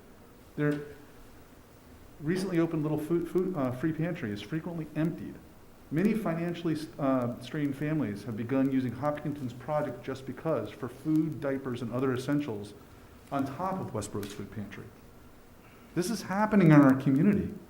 Personally, I don't know about the board. I've been unemployed. I know what it's not like to not have a paycheck. When I was young, the only way we made rent one month was because I went on a scratch ticket for $500. So it's hard for these people, and these people do exist in our community. Our numbers went down. I asked Christy for the numbers in regards to the number of veterans and seniors that are using our tax work program. That number's down, but that's predominantly likely because of COVID, right? But the fact is that $1,700+ that they could potentially earn on that, most of it, 63% of it, will be consumed by this $1,100 increase. Makes it almost not worth their while, essentially. And I'm not naive. I realize that over $500 of this is a result of the tax properties. But we got a little bit of a hole here, and I'm just trying to figure out what things can we tweak that are not going to eliminate services or significantly modify services in a way that is detrimental to any particular part of our town. My answer to that, I know we're not discussing it tonight, it's in these articles. Yeah, that's why I wanted to discuss it. You know what I mean? To me, that's, but it is a catch-22. You eliminate some of these, and then the ability for a department to carry out its strategic plan, the master plan, all the other things that, the expectations that we have, Yeah. Then we handicap them. And again, I think the topic at hand and the flag is about take-home deals. I think as we do personnel policies, town manager can certainly work with department heads and evaluate, but when you look at it and you say, okay, there are vehicles in the police department that are assigned one-to-one, those aren't the patrol officers, those are detectives and investigators. So yes, they're not working an 8-hour shift. They're actually on call 24 hours a day, 7 days a week. They also have skills that are part of regional services, where we provide mutual aid to other and respond directly to other communities who also respond to us that act in public safety. I'm not saying there isn't an opportunity to adjust there. I'm saying that it's not a simple formula. And when you evaluate whether making a change will have a material impact on the quality of service to the community, which I appreciate you've said your goal is not to do that. So I guess my view is that this is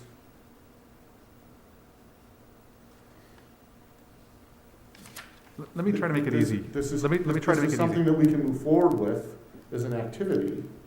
Yeah, I was just going to say, if it's appropriate, why don't I make a motion to say, let's have the town department heads come in and allow Christie and the town departments to go do the research to see how, what potential impact this could be to reduce. I think that's where, if I heard you correctly, Shelby, that's where you were kind of headed, and I think what other people were saying, have to talk to us. I don't want to speak for your motion, but I know Chris wants. I was just saying, I think it's activity work to undertake, but it's not Yeah, specific to It's this not, budget. it's not, I mean, from my view, it's not work that I would expect to be done to influence my vote on the budget. Christie, and then, yeah. So you don't need to make a motion. If the board wants me to go do that exercise, we can.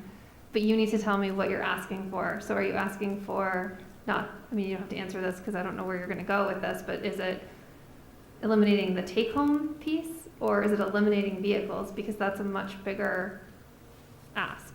Potentially both, right? If we find that in looking at the take-home vehicles, that it turns out we don't need that ratio of 1-to-1 anymore, then in theory, maybe that allows us. So in terms of fleet management, I mean, the DPW is going through an exercise right now with admin vehicles to understand if we can pool admin vehicles. And that's a significant amount of work. So again, as I said before, we don't just get creative at budget time, we get creative all the time. And this is one of the things that we're working on. So I'm not going to be able to say, and I highly doubt that the chiefs and Chris are going to be able to say, well, we know that if this person doesn't have a vehicle accessible to them, that they'll be fine because, you know, they've gone through sort of the whole use of that vehicle. So, I mean, if you just want numbers, that's fine, but then really anecdotally, you know, that analysis is going to take more than you have for, you know, till town meeting. Yeah, so I think that is my ask, that we do it, but it doesn't sound like it's gonna affect town meeting, so that would be my ask. And I think it's Christie, we have, it's a level of work, and I think it falls within the context of the personnel policies that really determine which roles and responsibilities need. Well, we need that assessment to make a decision if we're gonna change the Well, process. but wait, we do the sorry, assessment. I wasn't agreeing to the assessment because that is a significant amount of work and that could take some outside work. So I'm not saying, I mean, we can certainly do it, but that's a huge project. So in terms of all the other priorities, the personnel policies is coming, something we've been working on. It will speak to vehicle use. You all know that we're talking about many collective bargaining employees here. And so some of this conversation really probably should end. So,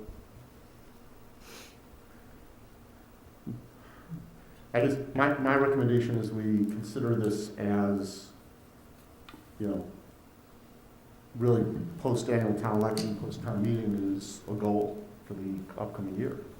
If you want to do that kind of assessment and do that work, given the scope of it.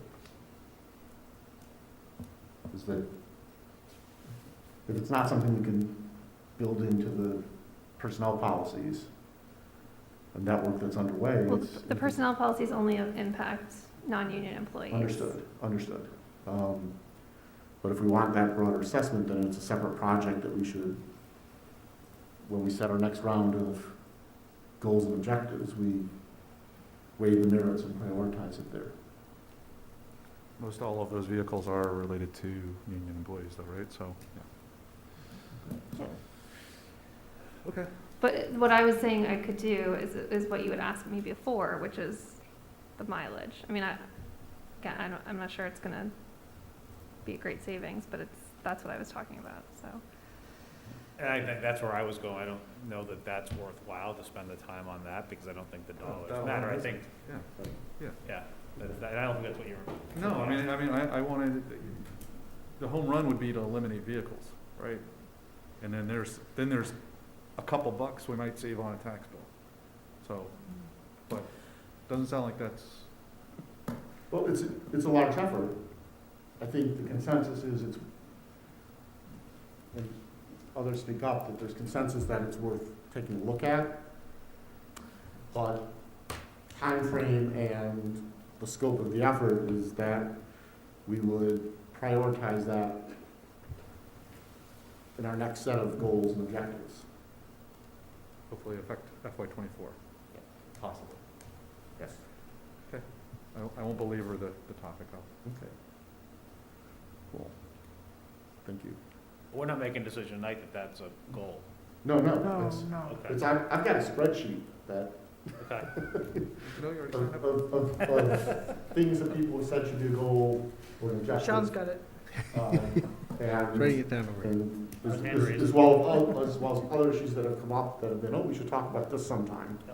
That just in the priority scheme and need to stay focused on the ongoing business of COVID and we haven't gotten to. So there's we've got a laundry list out there of things we could be doing. So this is on that list and we can down the road and assess it, prioritize it. Just in terms of that list, it would be helpful, I think, just since we've raised the question, we have visibility to the town side to understand if there are any take-home vehicles on the school side. Is that information that we could just understand? Yeah, I can ask. Just, I mean, I know you know this, but the personnel policies or any policy wouldn't impact them. right, no, But- yeah, appreciate that, yep. And again, even if we set a goal on that, we can't impact that aspect, but, yep.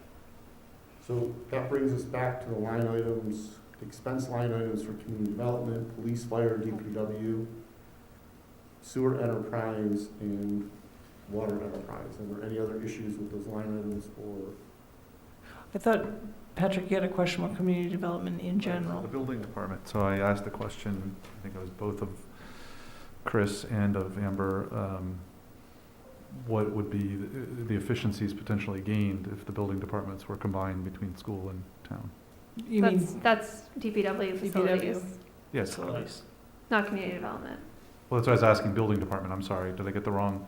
Buildings and The- grounds. Buildings and grounds. That's buildings and grounds, okay, yeah, buildings and grounds.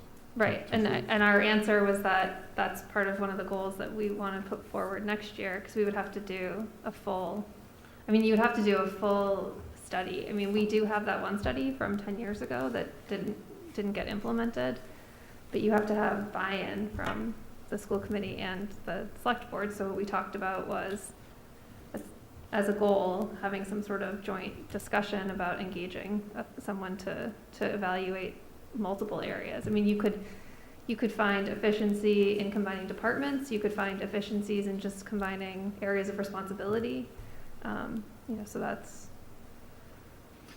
Yeah, I keep getting kicked in the teeth with the reality that this is like turning an aircraft carrier. It takes a long time. Well, I mean, I think the reality is that you're talking about two departments that have Yeah, no, I understand. completely different scopes of responsibility. So just to sort of, No, I'm not saying, It can't happen I get quickly, it. I'm yeah. not in any way saying it's your fault or school department's fault. I understand that there has to be coordination in that effort, so, right. thank you. Anything else on those expense lines from those departments? Okay. Then I would entertain a motion relative to community development, police expense, fire expense, DPW expense, Water enterprise, sewer enterprise. water enterprise, and sewer enterprise expenses. I move we recommend their approval. You support them, We support them. Well- Sorry. or not. I'll second. I move that we support them. Moved and seconded. Any final comments or questions? Seeing here none. Call the vote. All in favor? 5-0, 5 being present. Thank you very much. Okay, and again, at our next meeting, we'll walk through the same process with the warrant articles. Walk through, if anyone has any final questions or concerns or wants to discuss it, we'll do that. We'll move to place the other warrants on the article and go back and address those specific ones. Can I ask you a question then? Sure. Knowing that we have, time is ticking, we'll have to close the warrant. I guess if there are any questions on the articles and anyone that we want to ask questions of, we would need to do that quickly to you, Christy, so that they could present at our next meeting, correct? Yes, Okay. yeah. If people can just let me know if there's any, we hit most of them on the 27th, but certainly if there's outstanding questions, we can have people come back.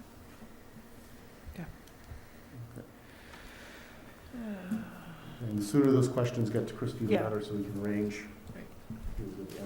Okay, next on the agenda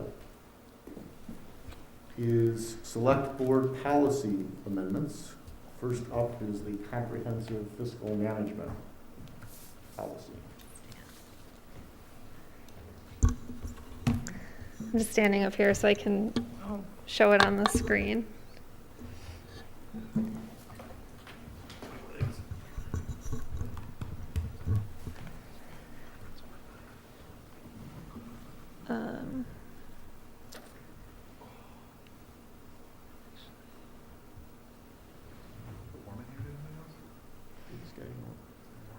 You can turn it down. I turned it up before the meeting. It's freezing. Yeah. Now, which way to turn is a mystery. 48. Okay. So at the budget summit, we started to talk about the amendment to the comprehensive fiscal management policy. Just as a reminder to the board, this was approved, I think, in October. It went through the typical process where the finance team made a recommendation. We presented it to the AFC. AFC voted to support the recommendation, and then we moved it forward to you for your approval. The goal that the select board had put out was to create an OPEB funding schedule, which is what we did, and that was what was approved. This was based on an understanding or a belief that we could use the American Rescue Plan funds to get to that $1.1 million number.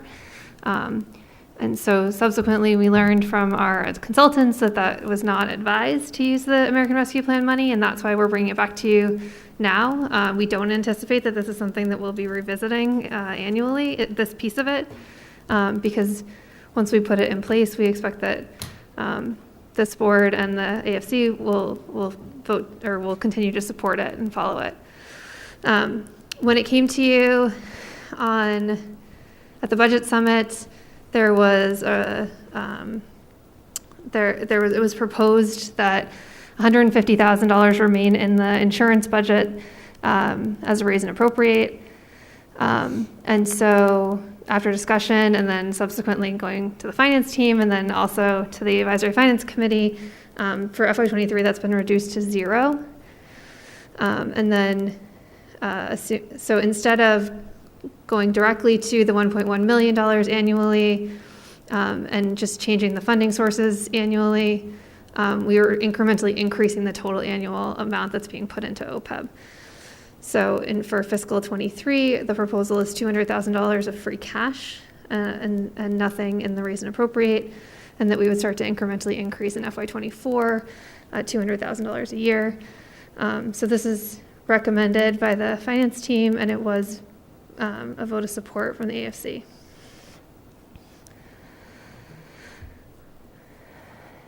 Any questions? I like it. Thanks.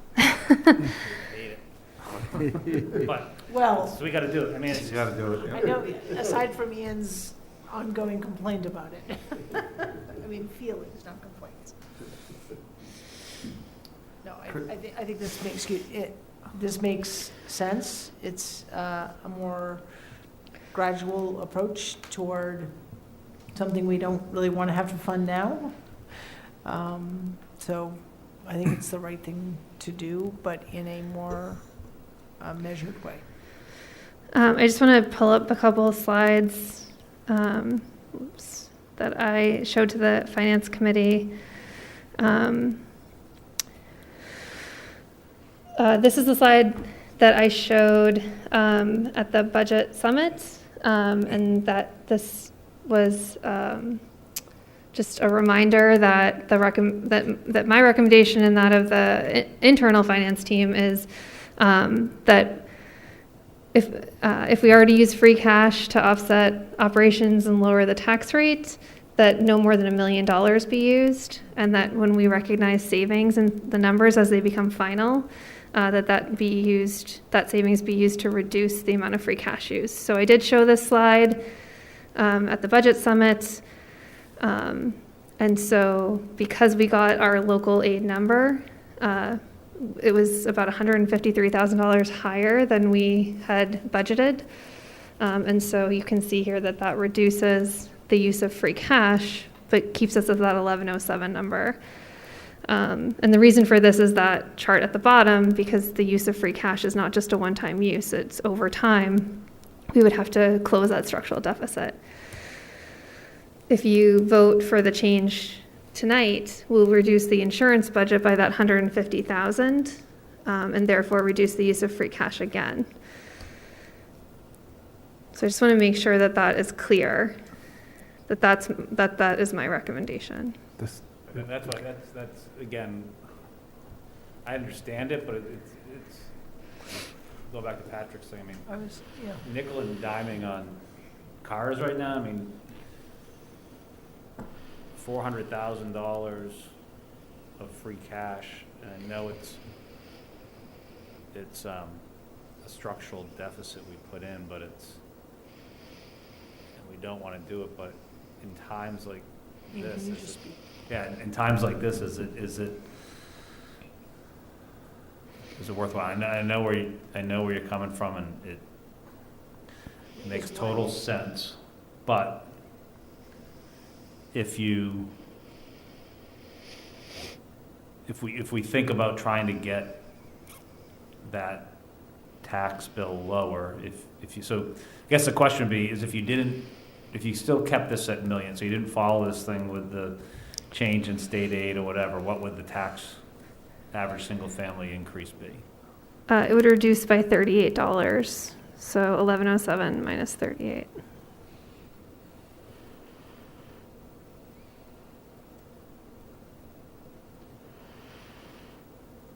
So, into your point, and contrary to what I just said about the improvement in the policy, but it is an improvement, and we're looking at real hard dollars, I mean, can you go back to the prior slide, please? Prior slide. Before that? The other presentation. The other presentation, I'm sorry, I thought it was all one. I mean, funding OPEB is optional.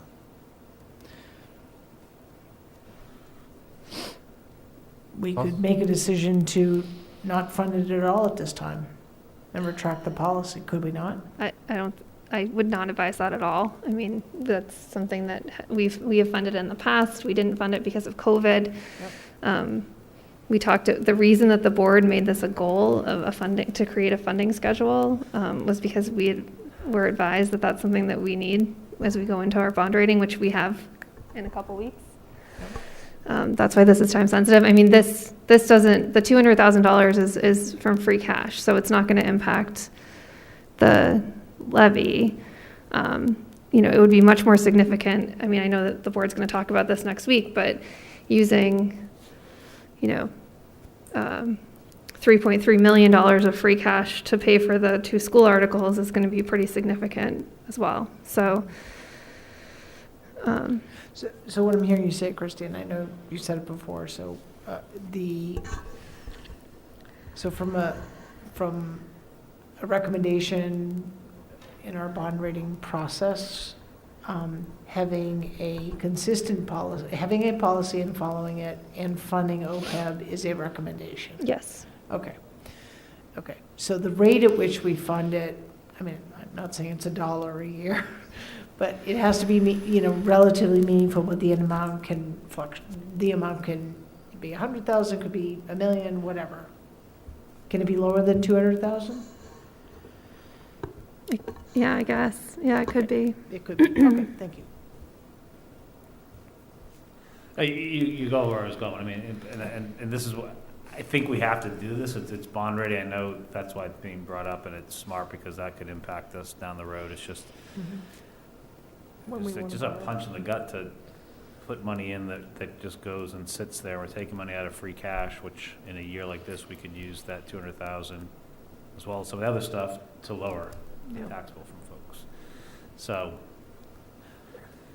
I mean, from a bond rating perspective, I mean, is there anything magical about starting in '23 given where we're at?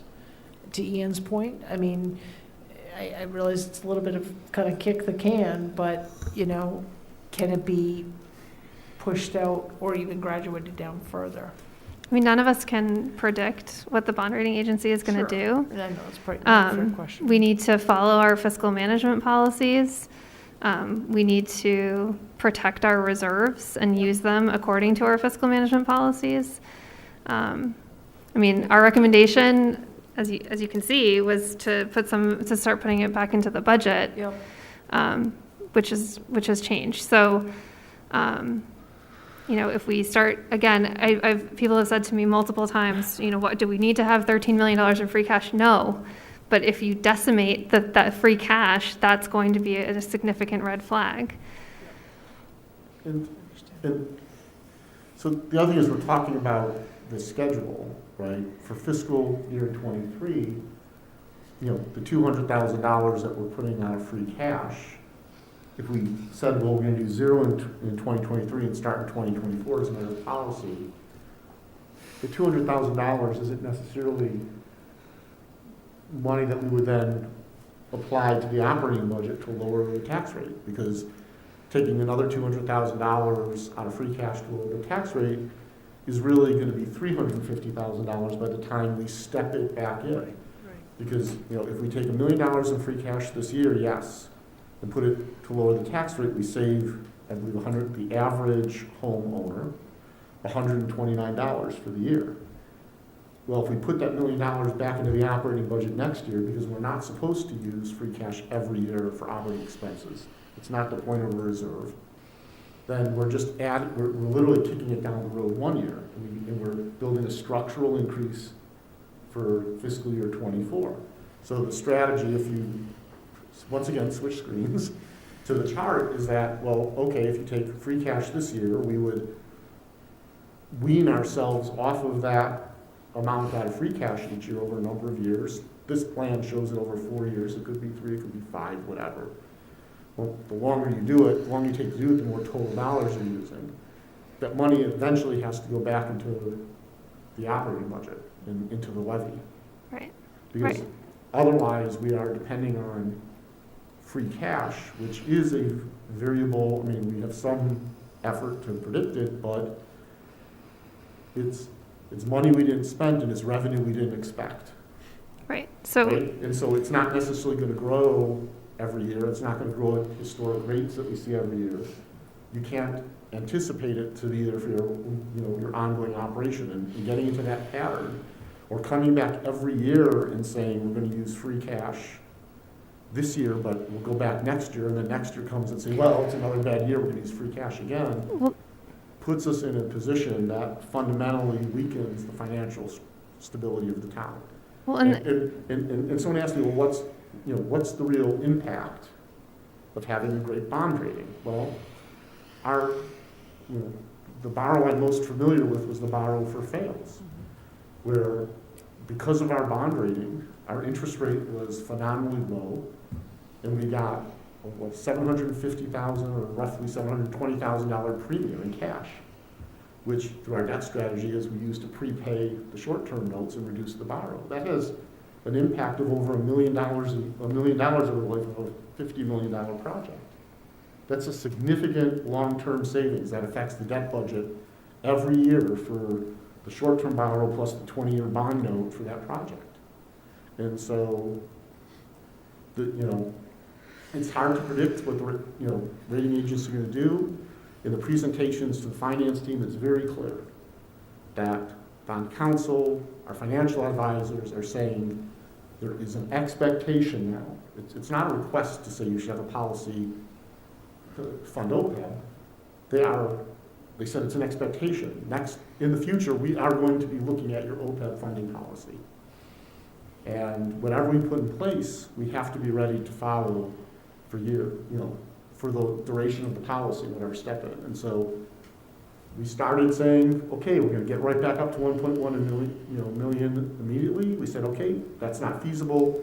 Here's a step policy. We're delaying it by a year and changing the mix, and it gets us back there. That creates the policy and the stability and the predictability of the bond ratings agency. It also lets us manage the impact on the tax rate over the next 5 years. And I think we've done that, very responsibly. Separate question is, do do we want to, how much free cash do we want to use in fiscal year '23 to lower the tax rate? And so what I'm going to suggest that we do is we go back to the fiscal management policy right now and finish that discussion, and my recommendation would be a motion to approve it. Then we can say, okay, we just said, we just took money out. Separate discussion would be how much free cash do we want to use to lower the tax rate in fiscal '23, and what would be the plan to back out of that in a way that, doesn't help taxpayers in '23 and smack them in the head in '24. To me, those are two separate issues. And so if we could finish the discussion on the strategic financial management policy and the OPEB funding, we can come back and talk about, to Ian's point, okay, if we save this, if we're not going to spend this money, what are we going to do with it? Are we going to keep the anticipated tax bill the same, or are we going to lower the amount of free cash we're using, or do we want to use more free cash? That's a separate discussion we could have. Yeah, so I agree with a well-documented policy. I agree with scheduling this in a way that is financially prudent. I was really happy to see that, Christy, you guys cut this back like this. I think this is a great idea. I would echo what I think I've just heard from other board members, that we should look at possibly even cutting it further based on our unique circumstances. But just as a general comment, I wasn't here when the financial policy was written. And bond ratings and debt are a vicious circle. I mean, I don't know how else to describe it. We're kind of held by the scruff of our neck by it. And that's unfortunate. And that's why I was saying earlier, as we were looking at the warrant articles, force these things to be free cash, pay as you go, make do. Because if you do that and you apply that to your policy, make that your policy, more so than not, which is currently the way it is, then we start to eliminate that. I'll ask Leah, since Leah's standing there, what is our current debt liability for FY23? So short term, in a couple of weeks, we're going to be borrowing a rollover and adding to it, and it's going to be about $70 million in short term. That's the failed school, that's Hastings, that's the Forbes building. And I'm not saying that I'm not naive. But I mean, there's certain things we can't afford. What we need to do, we got to borrow. There's no doubt about that. But it's a huge number, and that's why we got to. I would love to see us start to wean ourselves off of as much debt as possible. Can I? And I think we've put things in place and have been creative to do that. I agree with you. But there are times that, as you said, I mean, debt is not bad, and paying for something up front that lasts 20 years, is there a benefit to paying for it over the useful life of it too? So I think it's an evaluation piece. Yeah, some of the things we've talked about this with fire trucks and other stuff. Do we, they're big ticket items, but not a big ticket item like $40 million for a school. They're $1 million here or there. Those would be great to be able to pay for those with cash and not have to borrow. Right, we're in an extraordinary situation right now. And I want to step back and put perspective on it. Obviously that's a long-term thing, and therefore changes to it. It's, in a sense, it's strategic. It's long-term view, right? So the whole segregation of property tax revenue from the Pulte development and the debt strategy was designed to take existing debt and provide a mechanism that could pay off that debt outside of the operating budget. And once that is complete, start building reserves so we would have cash available for capital projects down the road without having to borrow, to avoid debt and debt service. Right. And do I wish we could pay off all that debt faster than the current schedule and not be mid-2030 somewhere? Absolutely. But we've taken those steps. Can I as just? far as where we are tonight, though, I want to come back and focus. on the OPEB policy. Yeah, Can I that's what just, wanted- can I just add, though, that this entire board voted on this policy in October. So the OPEB funding strategy was brand new in October, and this board voted on it in October. So I know that there's been discussion at other meetings about how we change the policy, and it comes up, and we bring it up, and we change it. That's just not true. We voted it on October. The only reason we're asking to change it is because of new information related to ARPA. And then also, when you look at these revisions, that 4/30/2019 was specifically related to the debt and creation of a debt strategy that was supposed to bring down our debt load over time and consider projects that the town has been working towards for many years. So I appreciate the impact of debt. I understand it. There's value in having reserves, and we certainly saw that value during COVID. In 2009, the town was still using reserves to fund operating expenses, and it has taken us years to get to the point where we are, where not only are we not using reserves to fund operating expenses, but we're also able to purchase capital equipment as we need it, without having to worry about Prop 2.5, without having to go out to borrow for everything. So I don't want it to be forgotten, all the work that we have done in the areas that you're talking about. Yeah, and that's all really great work. I'm not contesting that or arguing those points. I think that there's tremendous value there. I would actually, seeing this and seeing that slide with the 680,000, I thought that slide was fantastic when I saw it the other night. My eyes went like, hey, there's money right there that we can go back and apply that $300,000 from free cash to continue to lower it. I would like to see that OPEB number even slashed one more time, 50% of that. Drop it down to $100,000 the first year, and just draw it down on that same schedule again, 100, all the way down. And I would counter that, doing that reduces what we're spending out of free cash, but doesn't necessarily change what we could or what we would use out of free cash to cover operating expenses in fiscal year. Well, I'm saying it would alleviate, then you take that $300,000, you take that $200,000 or whatever it is that we save here, and we apply it back to the 600 in that slide that you had earlier, Christie, that showed the impact of that information. Yeah, one more slide after that. Yep, that guy. $696,000, right? So there's $300,000 that is eliminated with free cash as a result of this. And I'm saying... And you're saying increase the amount of free cash we spend on OPEB. Up that. And then up this. And what I'm saying is changing the OPEB schedule doesn't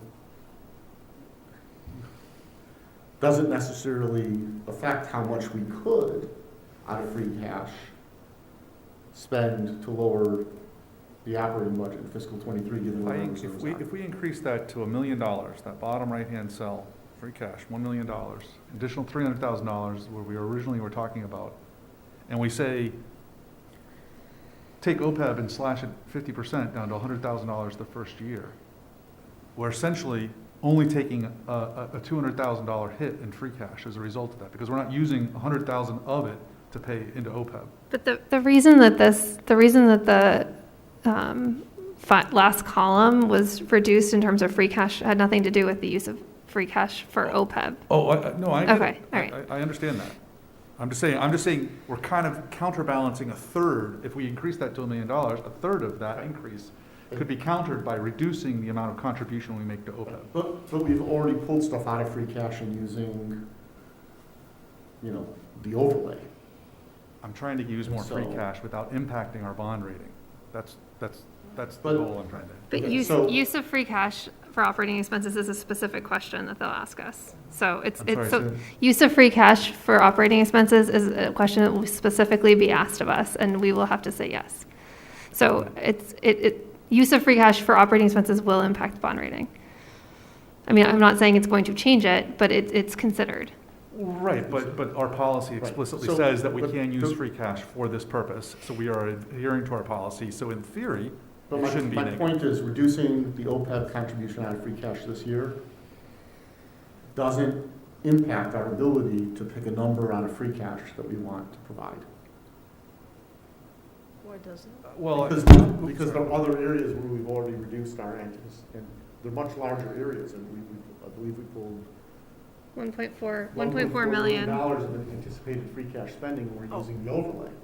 Oh, anticipate, So okay, my argument is we don't need to cut the $200,000. If we want to increase the amount of free cash we apply to this year's operating budget from $696,390 to $1 million, we don't need to cut the contribution to OPEB. We can go ahead You're with absolutely right, policy. Alan. You're absolutely right. As a matter of fact, the way I read the fiscal policy is that we could drop our free cash and stabilization fund, I believe those are the two that make up the policy, down to 10% without negatively impacting what the bond rating is. In No. theory, because we're adhering to our No, policy. because it's, if you're using it for operating, it's the rate you're using it and the rate you're draining it. It's not just that it ends up in the number. The other factor, remember that right now, free cash gets certified as of June 30th, and we still have fall town meeting, which will have warrant articles related to free cash, where we'll use that as well. And so, it's not just is your reserve within the policy, it's how you're spending the money and the rate at which you're drawing it down. Right, and if that money is being used for what's appropriately called out in the policy, as it's written, it says specifically, I'll look it up here, but I had it here, but it specifically says the use of free cash can be used for this, and you can draw it down to 10%. We're supposed to maintain between 10 and 15%. And if you, and my understanding is if you draw down your reserves by a third in 1 year, all sorts of bells and whistles are gonna go up with the bond rating, but they're gonna say they have a fiscal management. I don't think that's in the policy. I don't remember seeing it in the It policy. doesn't matter, it's not just, That's not in the policy, I think what it's you're not in the saying. policy, it's. The bond it's- rating agency's It's the gonna. bond rating agency, how they look at our actions. And I'm not suggesting that we go that far. I'm saying that we can tweak these two dials We can. to complement each My other. point is, the $200,000 out of free cash that's currently in the plan for fiscal year '23 doesn't materially impact how much free cash we have if we wanted to. You are correct. And therefore, I'm gonna make the motion at this point. I move that we approve the strategic fiscal management policy changes as presented. Second. Because we talked through this at the budget summit, it's been back to the finance team, it's been approved by the advisory finance committee, and it's, I hate spending any money on OPEB, on a philosophical basis. It is a, I don't hate spending, it's just, well, It's 120, that's $129 on a it's tax nothing bill. on the levy. In It's fiscal year nothing, 23. it's nothing. It's Okay. free cash. It's all Because it's free cash. It's zero out of the operating budget. Right. And so we started saying, let's go back to our 1.1 million, we backed off and said, let's step into it and come up with. It's not nothing because if some of these warrant articles are written in such a way that they could be appropriated, and if there's more free cash that could be used to use against those, then there's less likelihood that we would vote to appropriate money. And if we push off OPEB funding another year. I'm not pushing it off, I'm saying cut it even further. $100,000 on this is, if my math is correct, $129. No, No. no. $12 It's per- $12.90. $12.90 per thousand. Did I do the math wrong? But Per- no impact, but it's no impact on the levy. So it's not $12. Okay, It's yeah. $200,000 out of our reserves. There's nothing out of raise and appropriate. Right, but And my concern is if we step this back to a point where the bond rating agencies say they have a policy and they look and they say it's not sufficient and it's a factor, combined with the fact that we're talking about using free cash to cover operating expenses and we have to work ourselves out of that over the next 3 to 5 years, if it impacts our bond rating, the cost to the town will make the $200,000. I want to be clear, I'm not suggesting that we draw down the funds that would sufficiently enough to the 3% to affect the bond rating. What I'm saying here is that, Then we is- don't need to change this. what I'm saying here is that if you modify this further, it allows for more free cash to be used for other articles that would otherwise be used for appropriation, and therefore, the $12.90 per thousand applies. If that happens, Is that correct? Well, I mean, there's 2 articles in the town meeting warrant that are raise and appropriate, and they total, maybe $50,000. Yeah. And so that would, if you're suggesting that those become free cash articles, that would eliminate $7 on the average single family. There are 2 borrowing articles that would affect the general fund debt if they don't end up being funded through ARPA. So, Well, just take, for example, the two school articles, right? High school chiller and HVA system, right? That's $1.85 million. And if those were paid for with free cash, right, then it's a lower draw on our free cash, less impacting that 3% that you talked about, right? So, what do you mean it's a lower draw? I'm sorry. Yeah, it's a huge draw on free cash. It would reduce our Not free if cash we- by if we- 3.3 million immediately. But if you save $100,000 on OPEB from the $200,000 here, you've now reduced your free cash draw by $100,000, which helps with the fact that we just used $1.85 million to go pay for 2 school True. things. That's all And I'm then- saying. And then the message you're saying, the message we're putting out there is that we're delaying funding of OPEB. No, And- still funded $100,000. Right. He's not saying. And that $100,000 against the 3.3 million means we're still drawing 3.2 million in free cash, which is over 20% of the reserves. Pay as you go. Pay as you go, and the bond need to pay agency, for our and the bond- services. and the bond agencies look and say they're drawing down the reserves at too rapid a rate. Even though it's within policy, the rate of reduction in utilization of those funds is a factor. And they come back and they say, you're not AAA anymore, and then we go Alan, back to the bond rate. I get back it to completely. that.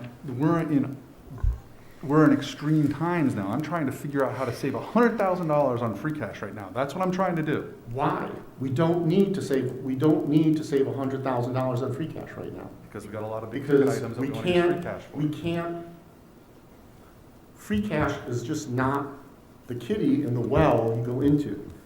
It is a reserve. Now, we as a matter of policy use free cash for regularly occurring capital expenditures. For large capital expenditures, we look for other sources, and yes, sometimes free cash is used for parts of those projects. The level of free cash, I mean, there's another aspect to our reserves right now, which is, well, free cash, there's this 10 to 15% range for total reserves. It's comprised of a stabilization fund and free cash. Our stabilization fund is below our target, free cash is above.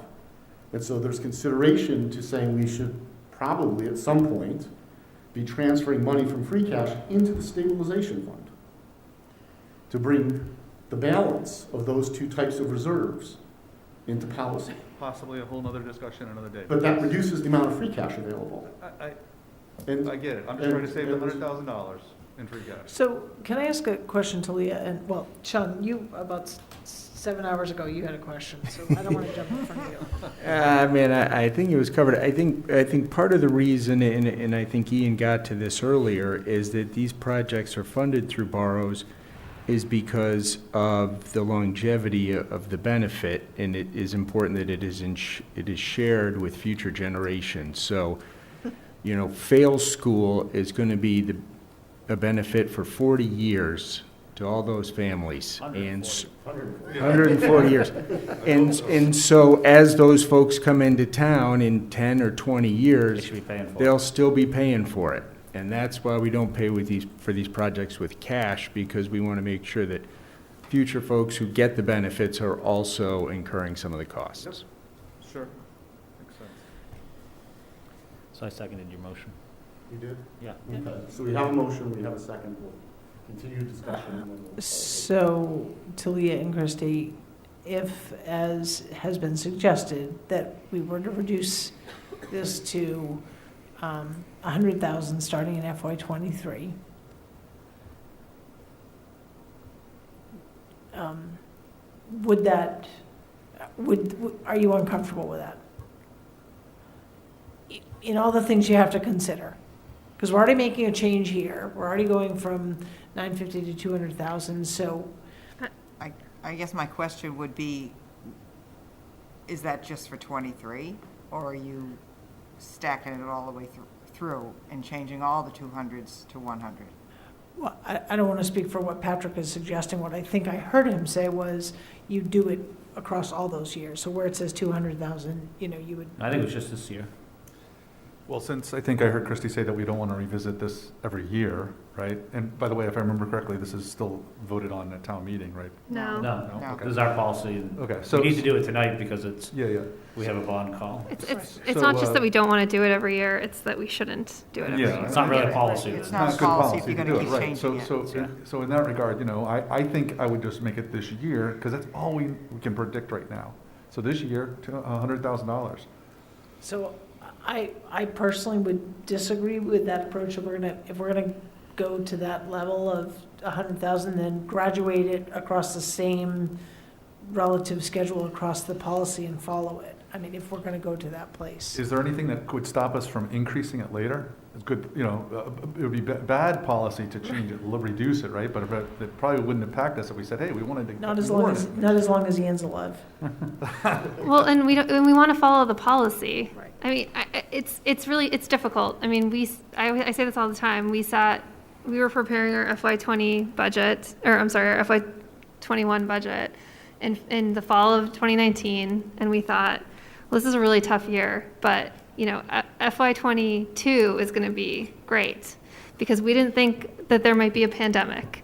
You know, you don't know what's going to happen in these future years. So it's important not to be short-sighted because of the impact of this current fiscal climate. I would agree with you, Shelby, on that. I you don't convinced me on- want to, I mean, I guess I'm, if it saves free cash, regardless of it, and so it bolsters our reserves, what is the difference between 200,000 and 100,000? I mean, to me, it's like, it's almost as insignificant as the ask. No, I think what the big thing is that if you go to the total numbers, then we're taking more out of the taxpayers every other year. I'd rather keep it at 200,000 and increment, because if you want to meet the same total numbers, or Okay. you want to extend it out, but if you do that to 100, then you're going to raise and appropriate 300,000, so we're going to charge. That's No, going to hit our tax levy. No, fair point. I guess I would say if we were to do that, then you would extend the schedule longer. Yeah, and I go back to where Patrick's was. I mean, probably shouldn't have thrown it up, but it was more of a one-year thing because again, it is what it is. We've gotten ourselves in here, and I think unfortunately we have to fund OPEB, which is, we're gonna be funding it till the cows come home, because we're $128 million in the hole. But, We're ahead of many communities, though, if I. we're ahead of a lot of communities, and that's why we have our bond rating. So I think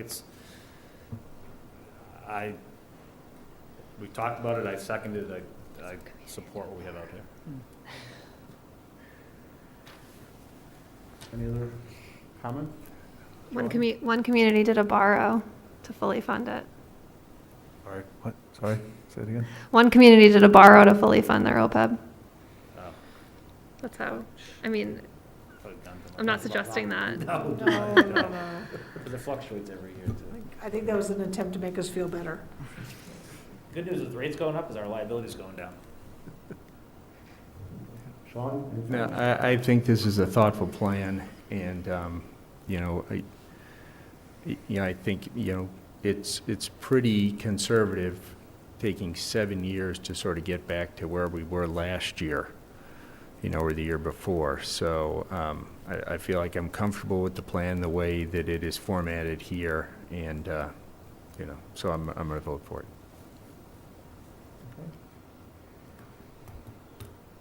If there are no other comments, I'll call the vote. All in favor? Is that a yes? Yes. Okay, opposed? 1. Motion passes by a vote of 4 to 1, 5 being present. Thank you. Thank you. Sorry for the conversation. Sorry for the long conversation. It was helpful, though. But we should be doing Okay. it, but it's important. It is. It is important. No, we gotta have these discussions. So the next policy, I'm going to turn the floor over to Patrick, is the proclamation, request guidelines, and open forum. Now you guys can curdle me, right? Let's see here. You came at the right time, I'm just gonna say go for I it. know, right? Looks Well, good, next. Yeah, so, just get through these really quick. Proclamation request guidelines, we'll start with that one. Let me pull it up on my screen here.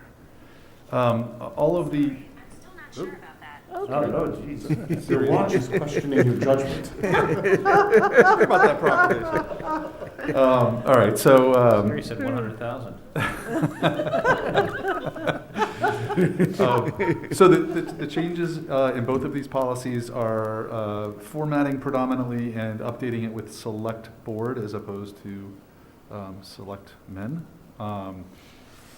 That's basically the changes. I will point out that there was one error or one omission in my changes, which I need to pull up here. Give me 1 second. On the open forum, I missed selectmen in the first, where it says, the purposes of open forum is to allow time for issues to be brought to the selectmen's attention. That needs to be changed to select board members' attention or select members' attention, something like that. But any questions that I can answer? Just on the open forum one, number 4, under purpose, I feel like should say open forum will be continued at the end of the meetings, regular agenda items. I think we're just missing Apostrophe S. apostrophe Yeah, S. missing an S, yeah. I got it.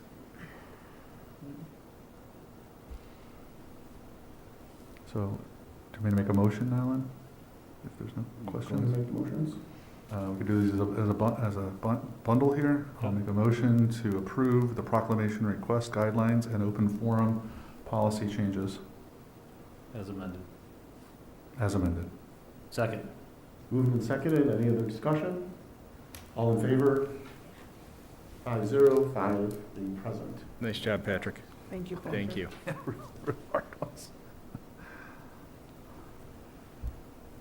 Okay, next on the agenda is, relates to the new housing choice regulations. The planning board is putting together a working group to address the new housing choice regulations. They're asking that a member of the select board join this group. Christie, in our packet, provided KP Law's advisory related to the new regulations and the process. So the planning board's working on, excuse me, the planning board's put together a working group so that they can comment, there we go, on the guidelines and then also carry out the requirements of this. I did speak with Mark Silverberg about it. He said, and you saw it in your packet that there's an affordable component to it. And so I know that they are hoping for a member of the select board, and then there'll be members of staff. I don't know why this keeps cutting in and out. It just turned 10 o'clock and it's telling us to go home. No one's here, so. Heard enough of me, I guess. They can- ZBA, planning board, and staff. So they're looking for a select board representative to be a part of that. So, and if the rest of the board concurs, I have offered to Mark, being the current liaison to the planning committee, to do that work. Okay. Mark Silverberg approached me this afternoon and asked me if I would be interested, given that I sit on this board as well as the Affordable Housing Trust. So I will defer to the wisdom of the panel. Well,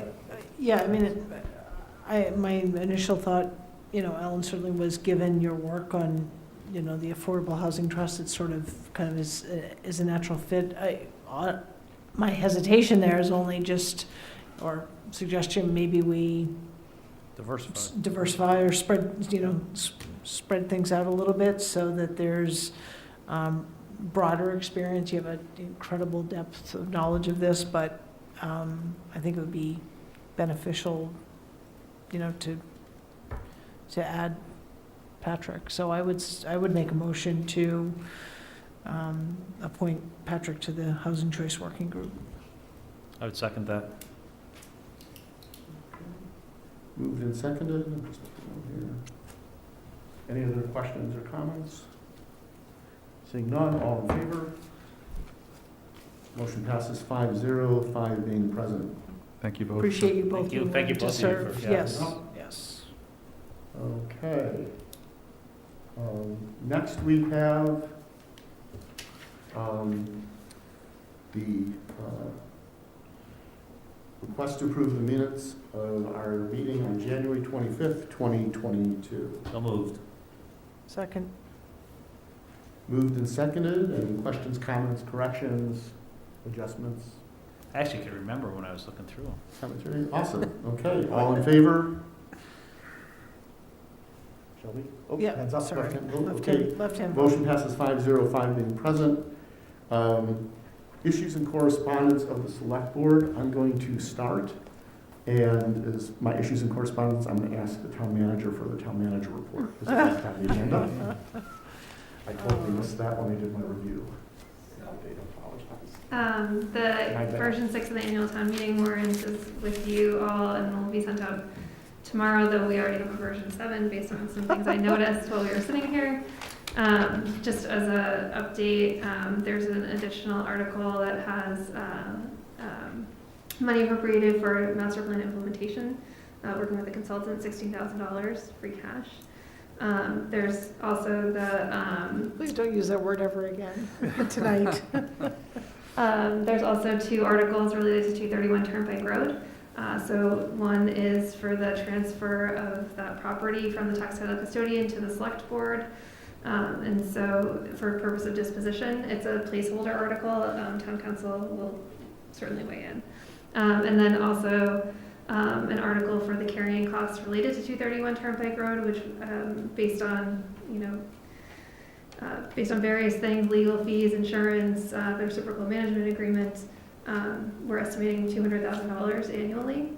So there's a request for $200,000 of free cash for that purpose. And certainly, we would only use what is needed depending on how long the process takes to dispose of the property. We had another productive meeting. That's okay. We can hear you. Jeff will let us know if he can, so. There you go. We had another productive meeting with the BWAL, this working group that we have with members of staff. Shelby also sits on it, Active Transportation and Safety Committee. We're going to be meeting with CMRPC next week. Sustainable Westboro has identified 3 sort of priority projects, and so given that we're not including any new staff requests in the FY23 budget, that includes not including the community development assistant, which would have had responsibility around sustainability. So we met with Sustainable Westboro.